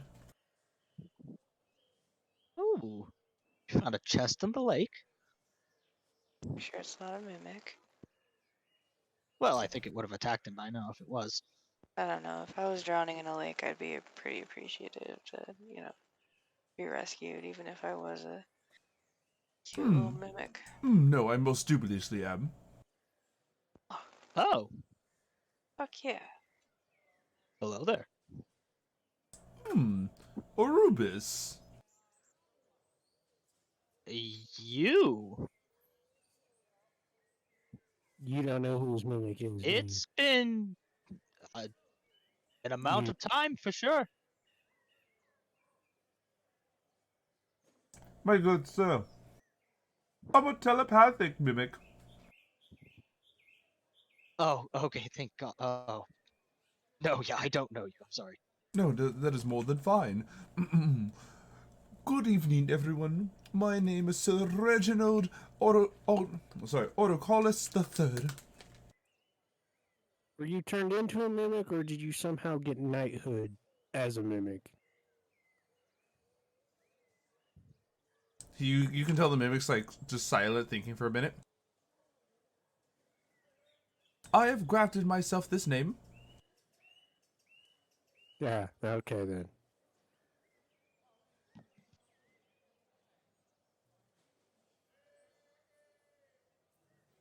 I most certainly must thank your dragon, Nepo. For without his kind assistance, I would have found myself in quite the pickle. Yeah, he's a kind heart like that. You did the right thing, Nepo. Now, I'm reading through all your minds, and I'm noticing. Are there any of you who wonder if I have treasure? Well, no. More, I'm wondering how a mimic ended up in the lake. I was wondering. You are a chest. It's just the association, really. A Rorschach picture. Was it, William? Nothing. Bad joke. Well, I present to you no treasure on me. He just opens it up. Wah. Oh well. Is it organs? I can Yes. show off Saving my you. organs. Yes. Well, some people would say organs are a very valuable treasure. Quite a magnificent treasure you have there. I would love to see the rest of your organs. Yeah. Phrasing? You are also very full of organs. It's quite nice.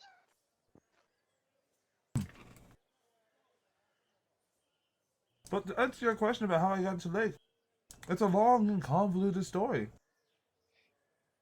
Flashback to the mage that he pissed off because he took a bite out of the mage's items, and then the mage just vaulted him over here. Rude. And that's the story. That's, okay, first of all, Wizard, also in the wrong. Overreacted. Second of all, should have asked permission before you did that. It's a bit rude to just, Why would I ask permission of someone who was my meal? They came into my dungeon. No, I have a lot in common with you. Well, no, I can see where he's coming from. I do appreciate the words that you all offering. Would any of you guys wish to voluntarily provide me a meal? What do you require? What do you require to feed? Most of you look delicious. Of course. Like How some about fish? Yeah, how about some fish?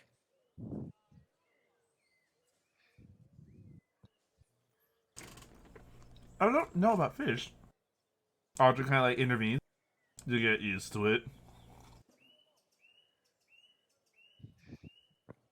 Yeah, we have a carnivorous boat that is. I don't want to say cursed because curse sounds rude. Wait. Gifted. gifted with wild magic. You're telling me I'm aboard another creature that primarily wishes to consume humans? Yep.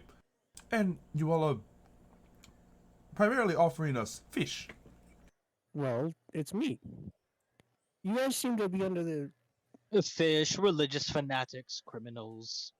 Well, hold up. I'm starting to realize do you guys realize that fish, chicken, that's all meat as well? Do you guys even understand why it is you want just humans? Do you guys, like,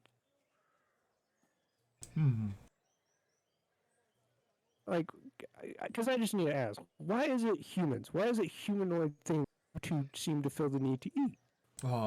But like both of them at the same time because it's clearly the obvious answer. Their screams. Then eat live chickens. Chickens cluck. What is a chicken? It's a It's like an bird. eagle, but smaller. What's an There's eagle? not even- You're Okay, you're you know forgetting. a bird- You're forgetting. I've lived in a dungeon, then all of a sudden in a lake. Okay, rats. Have you ever seen an rats? Aarakocra? Seagull?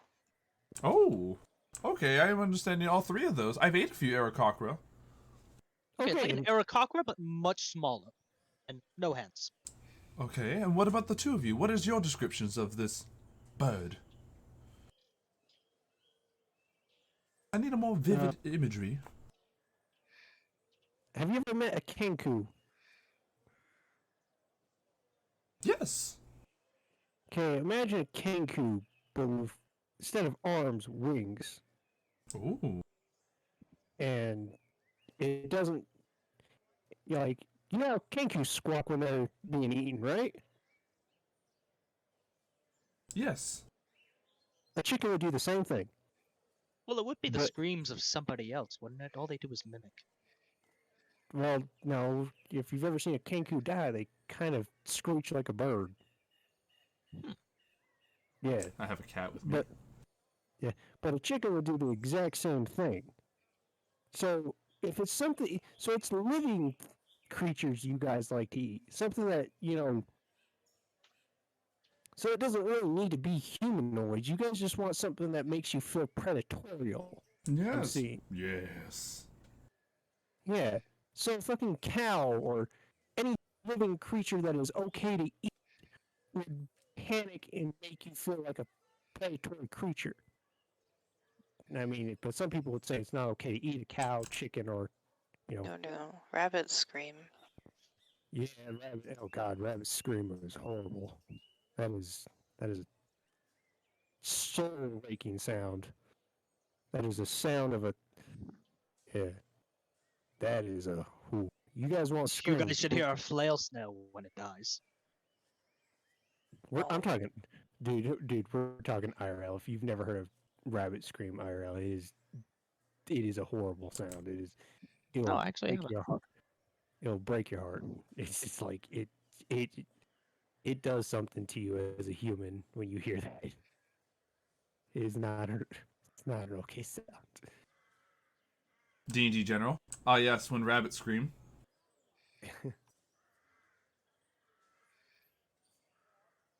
I don't. I'm not watching that. I immediately thought of that too, actually. It is not what you think, William. Or at least I don't know if you've seen that clip multiple times before.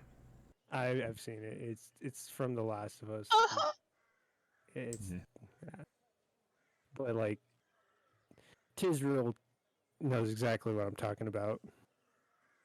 Yes. I don't- So, with that,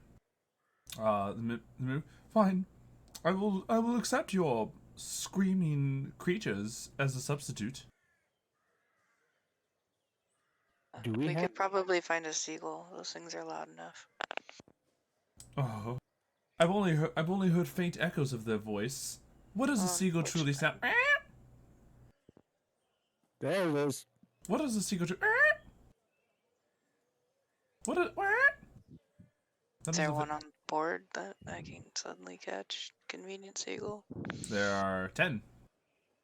I will help Tiz catch convenient seagulls. If there are out any and like, then net, if there are any that would contraption. fall in the ship, I will start shooting at some. Okay, Tiz, what were you saying? I spread out in like a net bubble thing. Just throw me. Yes. All right. I take my 3-foot stature, grabs the slime net to throw at the 10 seagulls. Frisbee me. You alright? And so, go ahead, William, make an attack roll with advantage. This is considered, trying to think what this would be for you.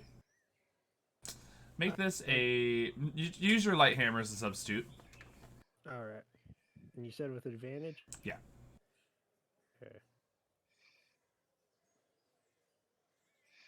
Yo, let's go. Dirty 20. Alright. You have caught 8 of the 10 seagulls. Heh. I pull one of the seagulls out and I hold it towards the chest. I'm guessing it's freaking out. Yes. And I throw it in the chest. You throw it only for it to unfurl its wings and attempt to escape. For the chest, you just use its tongue to grab it and pull it in. Magical. So, how was that? It will suffice.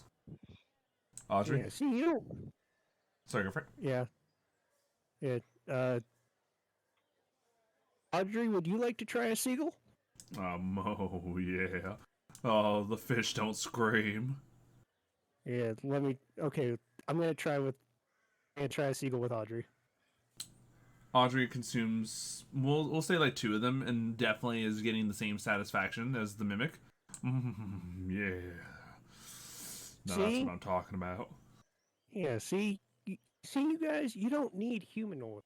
You guys just need to feel the predatory urge. Oh, You know? don't get us wrong. If we ever had a chance to eat a humanoid, we'll gladly take that. Oh, Yeah. don't worry. If we ever run into any, we will make sure to any Yeah. really bad ones. We'll give them to you guys. It's cool. But like to extend hospitality of the ship until we get to dry land, or you can hang out with us, Sir Reginald. Are we seriously adopting a pet mimic? I'm not throwing it overboard. I mean, I'm not saying that either. I'm just saying, are we going to adopt a pet mimic? Seems like it. It's not a matter of adoption, just along for the ride, and if it decides to stay, cool. We have a new friend. Please place me at the front. I wish to be in easy range to have a conversation with your ship. A fellow from All one right. mimic to another. All right. Let me take it to the front of the ship and do some artificial wizardry to where it stays secure and it's not like swaying or anything. All right. An easy peasy. It has been put down. All right. You all right there, sir? What was it, sir? Because he had a long title. So Reginald Octaviary the Third. Is it okay if I just call you Sir Reginald? That will suffice. All right. But you good, Sir Reginald? Yes, I feel secure. All right, buddy. I give him a pat. All right. And with that, let's see. Let me get you guys this. It looks like you guys are about there. So, who actually has the map of Solar Sarcasm up? Shoot. Player handouts. It's the green pin all the way to the right.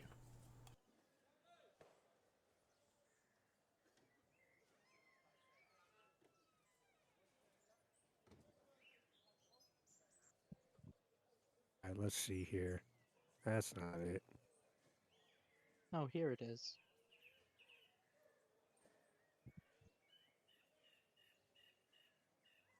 So, if you zoom in to where the star pin is in Solar Sarcasm, that is the capital. Northeast of that is the nearest major city, known as Ripmire. you guys are actually coming into port on Ripmire.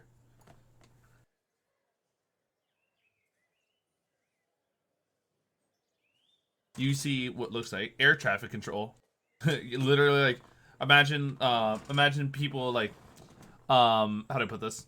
You know how there's ground traffic for like, oh, the people with the coat with the lit up sticks to help you show how to park, how to like take off. Yeah, that. But there's like a group of them on like on an elevated platform high enough for you guys to see. All right. Do I understand what they're doing? Yeah, fairly obvious. All right. All right, Audrey. I started explaining to Audrey where to go. Please roll D100.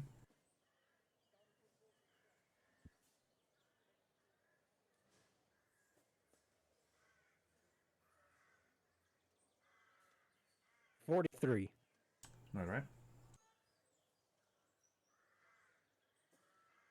All right. Just as you tell Audrey how to go about it, you turn to a potted plant. Boop. We roll with advantage. Oh, that's right. Roll one more time. That was gonna be the thing I forgot a lot. Straight 20. Straight 20. You cast grease centered on yourself. I'm So familiar with this. slippery, actually. I'm actually familiar with this spell. I actually have it in my inventory, in my spell list. Yes, please make a dex save. Okay. Ooh, that's a 5. You fall and land on your butt. Yeah, that happens. Yeah, that happens with grease. You all look as you hear Audrey. I don't want none of that grease on me when you leave. Yeah, no, that's not a problem. I'll get that cleaned up. So, you guys come into port. I did not expect you guys to be here that fast. Despite the fact that it actually was pretty well timed. Yeah. When you guys come into port, you actually see other airships. Though every other airship looks relatively, non-sentient. Airship. So not as cool as ours. So, when you guys come into port, you hear Audrey. So many people. Come on, Audrey. Not all people have to be food. Right, but I'll say someone accidentally would have stumbled too close to my mouth. Well, if we're not around, I can't really tell you yes or no on that. I'll be around. No, you should go hang out with your friends, Orubis. Oh, Audrey, you are my friend. Shut the fuck up! I'm hungry. The dragons will be here too. All right. Of course, we can't leave the dragons. Salie and Nepo are like, yeah, you can. Yeah. We can, but we won't. I mean, Rather not. Fair enough. Are you their guardian? Oh, that's No, right. I'm not. That's right. Why do you keep acting like one? Because I protect endangered species. It's what I do. This is actually my job. So you're a ranger. No, doesn't have to be a ranger for that. Oh no, I'm a warlock. Well, so space stepmom, what do we do? you do me a favor and make sure the ship behaves, please? Of course. Yeah, we'll make sure about it. Appreciate it. Thank you. You're lucky to have a soft spot for these dragons. Everyone You're lucky does. we feed you at all. Fair touche. So.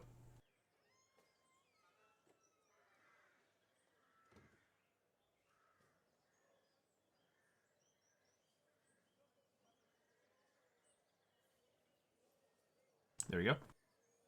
When you guys dock, you guys see what looks like a dockhand approaching you all. This dockhand is that of a dark red tiefling. He says, "Welcome on into Rimmire. Just in case this is all of your guys' first times, if you guys are traveling within the two regions, please be assured that we actually do not allow air travel traffic from here on out." Why is that? Military? Right. What if I wait? Is guild military? No. Okay. So we can go around though, yeah, if need be.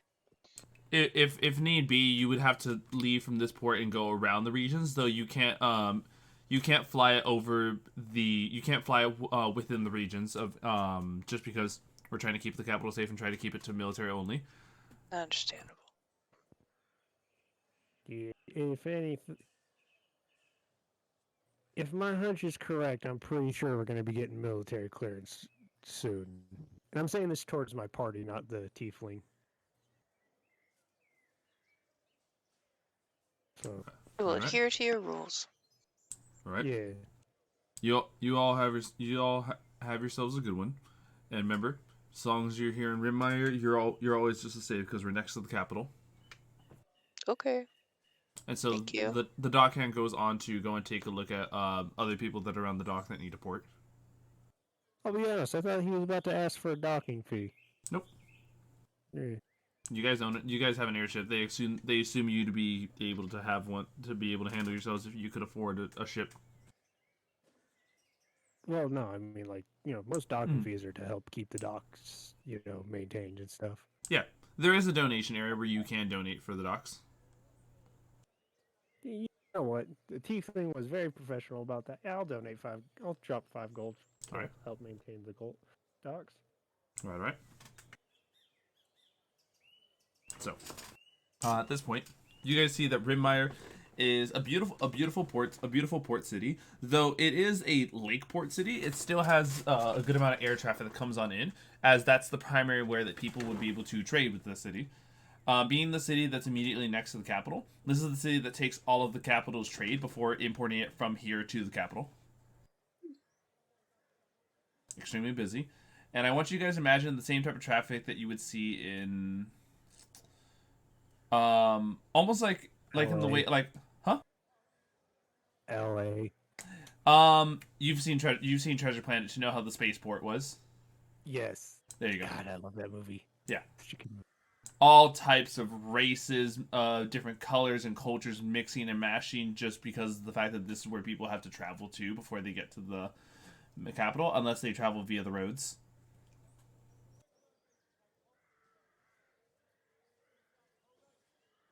A lot of human studies you can do around here, Tizryl. Well, humanoid.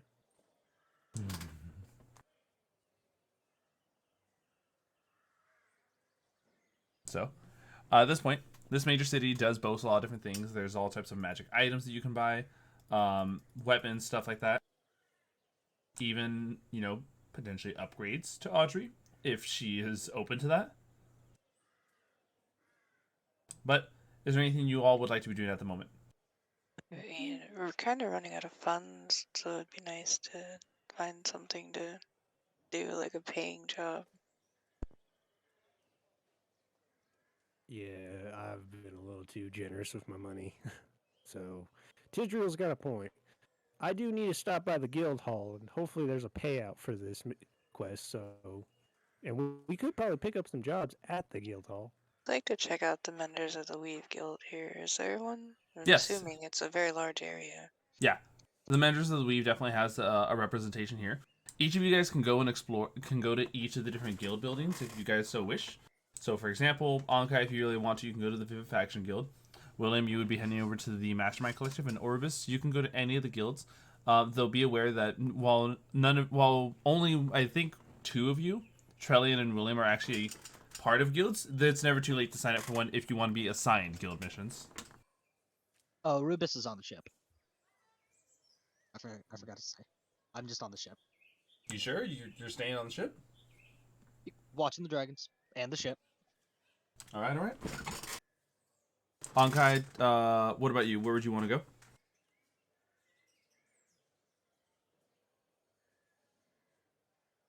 Anhkai? Rogue?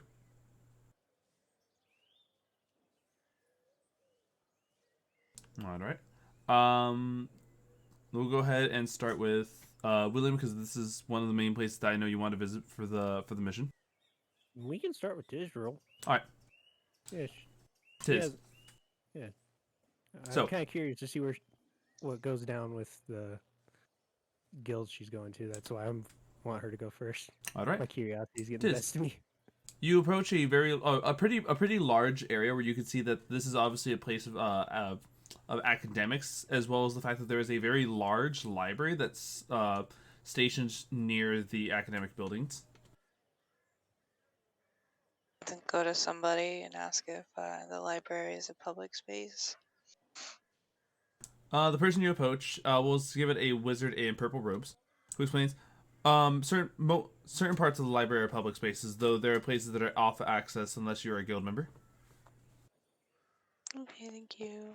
No problem. Can I toddle off in that direction? Sure. Heading on over to the library and going to explore the most public places. What type of information are you looking for here? I want to learn more about our dragons. Understood. You can go ahead and definitely roll me an intelligence check to represent you looking through the library for your deep dragon, and I'll let you know now. Anything on Australia is off limits. You won't find any resources on her. No, we've already gone through that. Yeah. I'm sure there's at least something about gem dragons and some kind of enrichment shit. Right. Intelligence. Yeah, just an intelligence check.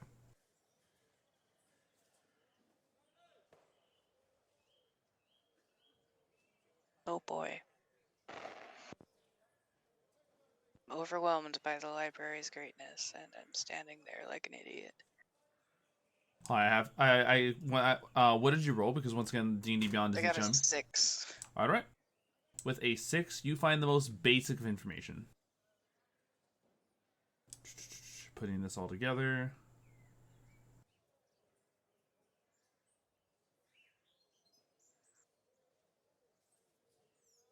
Deep dragons. The book at least lets you know about how deep dragons are usually underdark creatures, though that's something you already had known. I am slightly frustrated, but okay. When with the look of frustration, one of the librarians approaches you.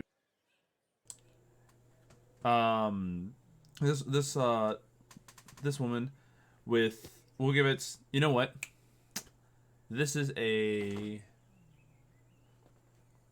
Tabaxi librarian who looks similar to this.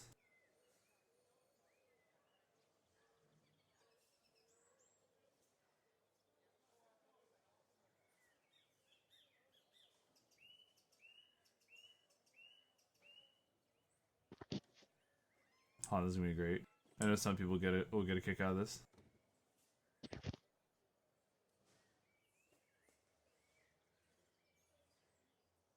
D&D images to avoid copyright.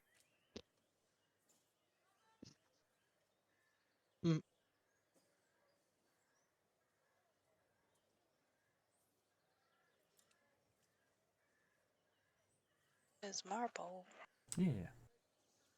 So, everything all right? No, I think I need help. What seems to be the matter? I have 2 dragons under my care, and I'm at a loss for how to help them navigate the world. And I'm not really finding anything except for basic stuff here. Is there like better information? Here, let me go ahead and look through the database. What type of dragons do you have? Librarian. I have a deep dragon and an amethyst dragon.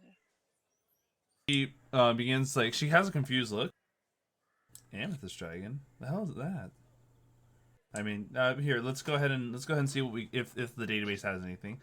Maybe it's information that was stored before I came here. Well, gem-like dragon. Gem dragons are a thing? They are as of recently, I guess, and they were in the past. Oh, well, the more I know, right? So let's go ahead and take a look what we can find. Pulling up information on the amethyst dragons. Nets no results, except for obviously it shows like a big symbol that says guild restriction only. Oh, I'm sorry. You'll have to join the guild in order to get more access to that. But here, let's see what we can find about your deep dragon. Here we go. Nice little blurb here. Should be right. Give me a minute. She heads on over yonder, goes stumbling down a hall, only to grab a ladder, goes sliding it on back to the recesses of a far corner where you can see an entire section of books that just look jumbled around. It's pretty hard to see which books, like how the organization in here works, though clearly there's some system that she knows. Grabs a book, brings it on over, and showing it, folding it, opening it up, so the both of you can inspect at the same time. You see deep dragons. Making their lairs in the depths of the Underdark, deep dragons are nightmarish cousins of chromatic dragons. The warped magical energy of their subterranean realm gives them the ability to exhale magical spores that instill fear and scar the mind. Deep dragons, both gray in hides and smooth like salamanders, their eyes are pale. As they age, their spore breath causes fungi to bloom across their skin, especially around the head and neck. Their wings are attached to their front legs and can be folded in close to the body, allowing deep dragons to easily maneuver through relatively narrow tunnels. Deep dragons often hoard secrets, delighting in knowledge of far-off lands. Many seek out new insights and tricks that they can use against other denizens of the Underdark, preferring social manipulation and crafty deal-making to exerting themselves in combat. Deep dragons look down upon any creature that isn't useful to them, though they are willing to bargain for knowledge they lack. And a quote, "The ultimate paradox, some deep dragons are actually very shallow." Yeah. You think theoretically, since we've had him, since he was a hatchling-ish, we've imprinted on him or imparted on him some decent morals, it seems. It's interesting. I didn't know about the breath. Right. And then just generally more. Some deep dragons that become so in tune with their lair, which are usually well-hidden caves or sunless beaches of the Underdark, have like lair actions where like there's deep torpor where the dragon can innately cast slow on people within its lair. Mossy sludge where the dragons can conjure sludge like moss that briefly covers surfaces throughout the lair, and even toxic spores that can fill up to 20-foot cubes and do a significant amount of poisonous effects to people who enter their lairs. And on top of this, regional effects. Typically, books, letters, and other physical forms of writing within 6 miles of a deep dragon's lair become magically charged and can't be damaged by non-magical means. Restless sleep, which is when a creature finishes a long rest within 6 miles of the lair. The creature must first succeed on a con save or be unable to reduce its level of exhaustion. And verdant growth. Vegetation and fungi within 6 miles of the deep lair grow faster and cover a greater area than they normally would. Foraging in this area yields twice as much usual amount of food. Huh. Okay. Huh. Yeah. Looks like that was all that was in this book.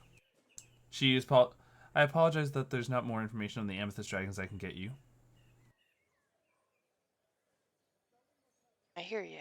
All right. Anything about raising children?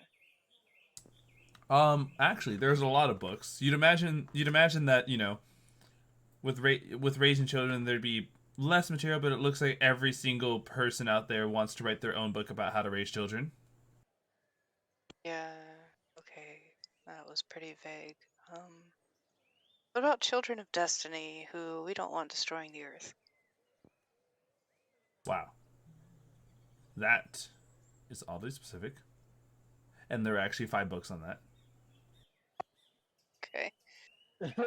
Oddly specific, but you're in luck. You've got about 5 books on that. Yeah. All You'd imagine in a fantasy setting where people were like religious zealots believe that their child is the child of destiny who will save the world. Some who are correct probably have written at least 1 or 2 books. Okay. How do I go about acquiring copies of the? It takes a little while for us to copy the pages down, to use our machines to copy pages down. So we ask for 10 gold pieces to copy any book.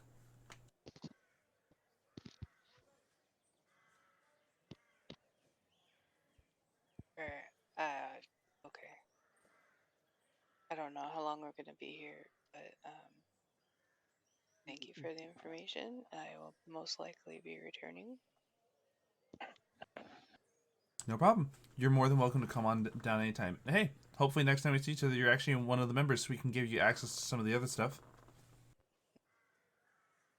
Maybe. I mean, I'm just a silly rogue. I don't really have any innate magical ability. Who said anything about besides a using few magic? tricks. She points out, I'm not a rogue, but I'm actually part of a member of the guild. Though what I do is, you see her like showcase a unique coin in one hand, and with a flip of her wrist, it's gone. Mine's is indeed magic, though it is, how do I put it, parlor tricks. And she pulls the coin out from behind your ear. Only to explain, I'm a non-magical rogue. That's fantastic. Yes. All you need to do is have an aptitude for collecting knowledge and preserving it. Oh, I am very aptitudinous about that. Well, hopefully you join the guild. We'll see you next time. Okay, is there a registrar's office? There is. We'll go ahead and say that you're going to get registered as we check out what William's up to, okay? Yeah. Alright. William, you went on over to your guild. We're here. Yeah. This one is probably the biggest one you've seen. We're talking like, once again, this is the trade city immediately next to the capital. This building is, how do I put it? This building is also going to be the town hall. It's that big. So it's a place where not only the politics happen, but it's a place where also you're going to see most imports and exports get handled right away. Place that has colors of vibrancies of all different kinds, not just from the environment itself, but from the people that wander through its grand halls. You feel a little lost and overwhelmed by the vast majority that like seems to be pushing you around to get to their places, until finally you get stopped by someone bearing the insignia of your guild, who looks down at you. Hello, welcome. You looking to any questions answered, good sir?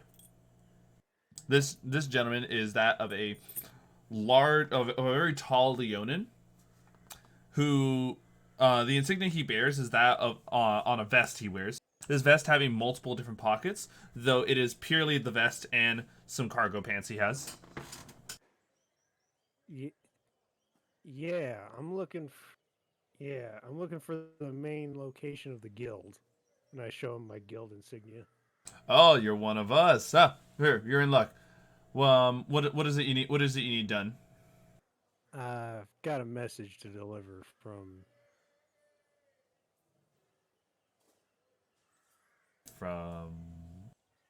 I'm looking for it. Okay. I was trying to have it up before we got to this point, but I was struggling. It is all good.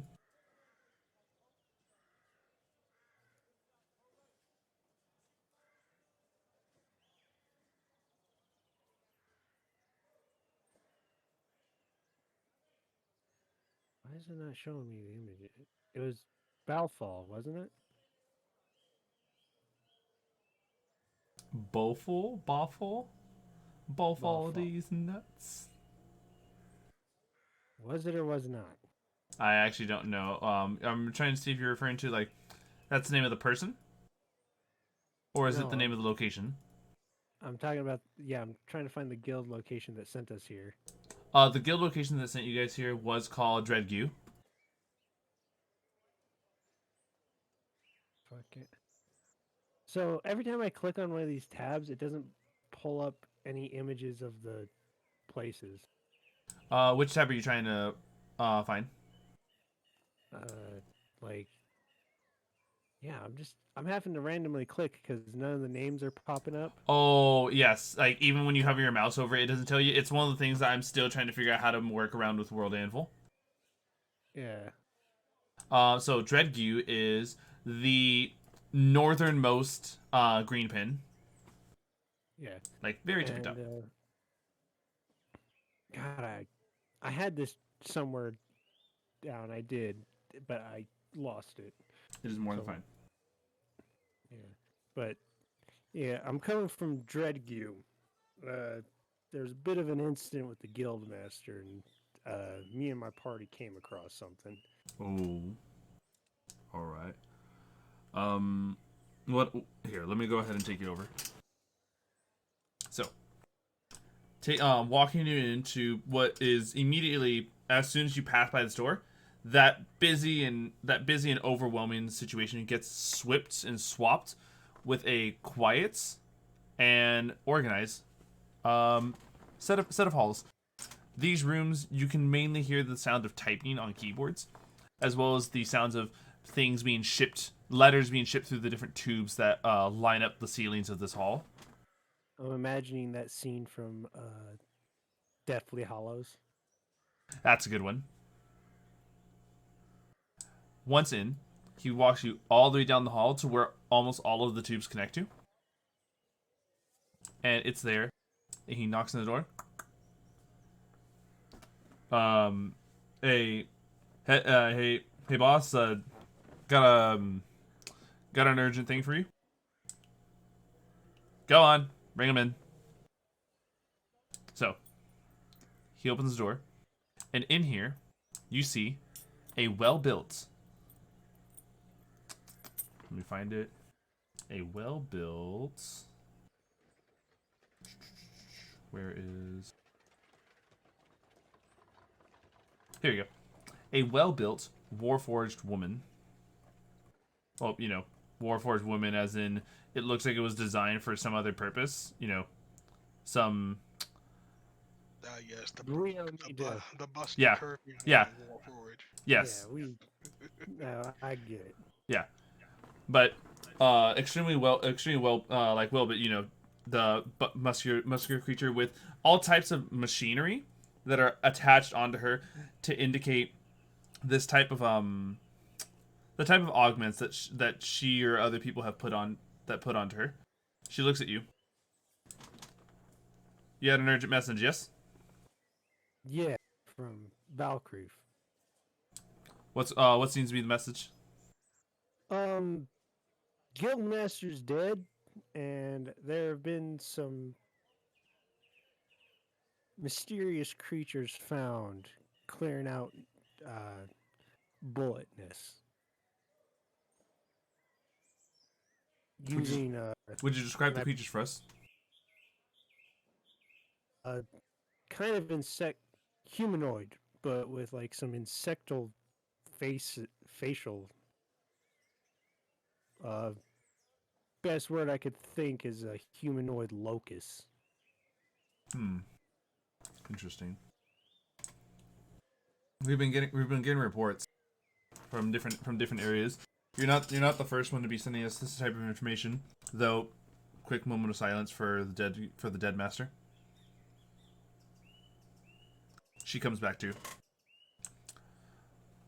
I'm sorry for the loss. We will be issuing a new guild master, promoting someone up there. In the meanwhile, though, let me go ahead and compile the information you have with us, because we have some interesting information on these types of creatures that seem to be popping up all over. One thing that we noticed a lot of these creatures in common is that a lot of them maintain a similar build to what you're saying, though as we get more reports in, it seems that the appearance of these creatures seems to be changing.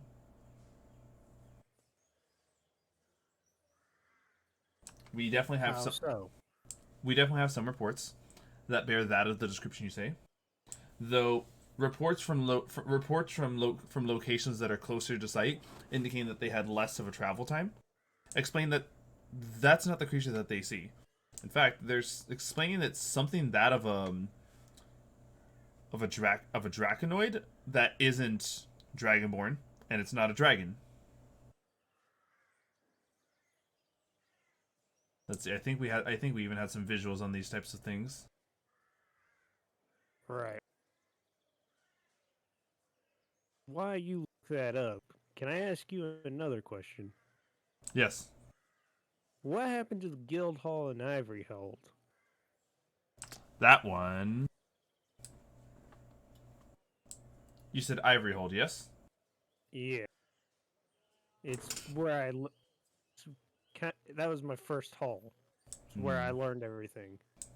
So actually, it's actually some of our latest information.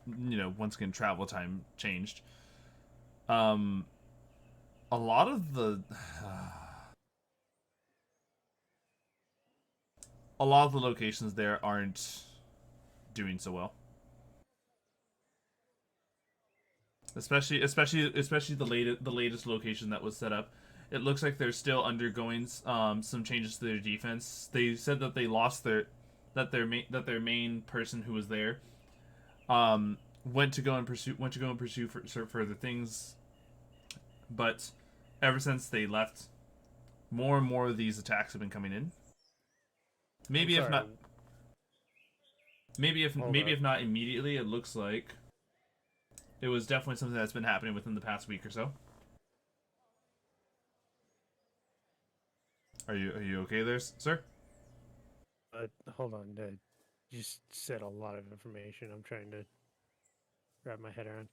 So we're not talking. So she's talking about Ivory Hold itself, but not the location I was. No. She's actually describing that explicitly. She's saying that Ivory Hold hasn't been doing too well, especially the Oasis Junction. Okay. Now I know how to play this. Wait, are you telling me Oasis Junction is in trouble? Yes, it looks like that. Here, these are the images of the creatures that we've been getting.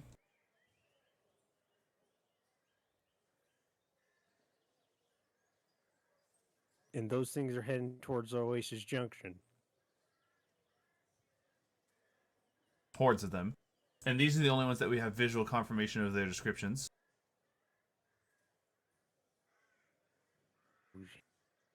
Hell. On top of this, here's the reports that what we say about them. The weaker of the two is the one on the right. And by the way, is she saying this placing the images on the table, spread in front of you? The one on the right, the one on your right. It looks like when they die, it looks like when slain, they release a type of gas that petrifies people within 5 feet of them. And the one you're left, the more violent, the immediately stronger of the two, which seem to be leading groups of these. When they die, they let out a 10-foot radius explosion.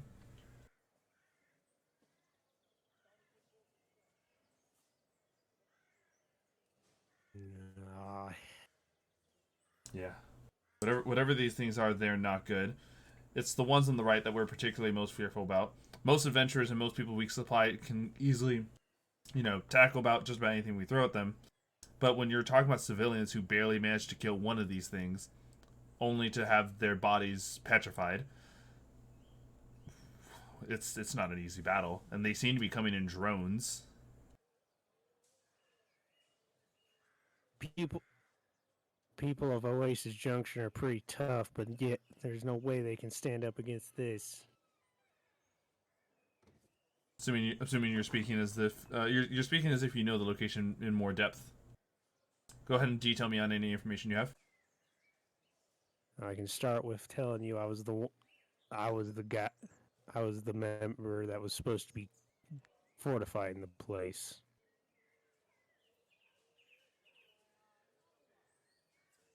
I left Oasis Junction because I had gone 3 years without any word from Ivory Hold.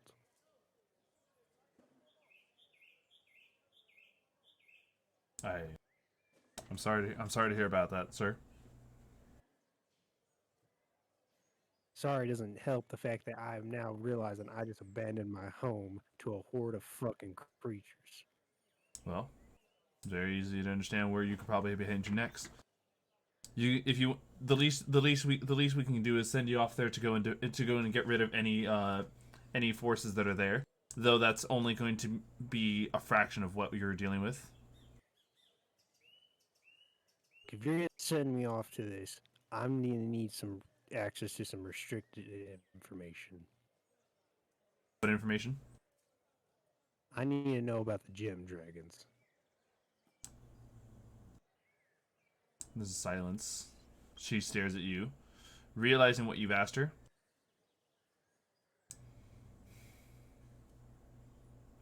What do you need to know? Why do you need to know about the gem dragons? They seem there. I don't see the correlation in this. Well, let's just say I have one. Well, let's just say I know where one is. I actually know where two are. Quite frankly, it's not real. I find it very hard to it to be a coincidence that these things show up just as right as these gem dragons of prophecy show up. Hmm. The way you're saying it, though, should we be concerned about the gem dragons? Are they foes to us? One might be. The other, I can say with absolute confidence, no.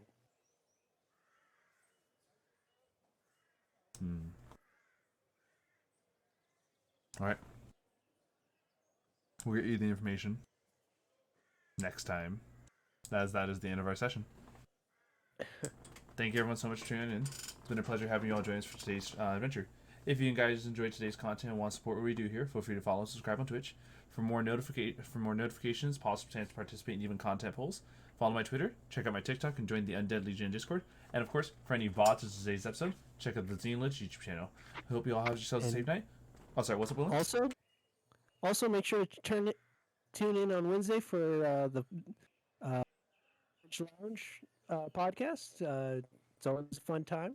Many different topics are very covered, and we'd love to see you there. You mean tomorrow, right, for the Lich Lunch? Or I didn't hear what you said. Yeah. Exactly. You said Wednesday. Make sure I thought I said Sunday.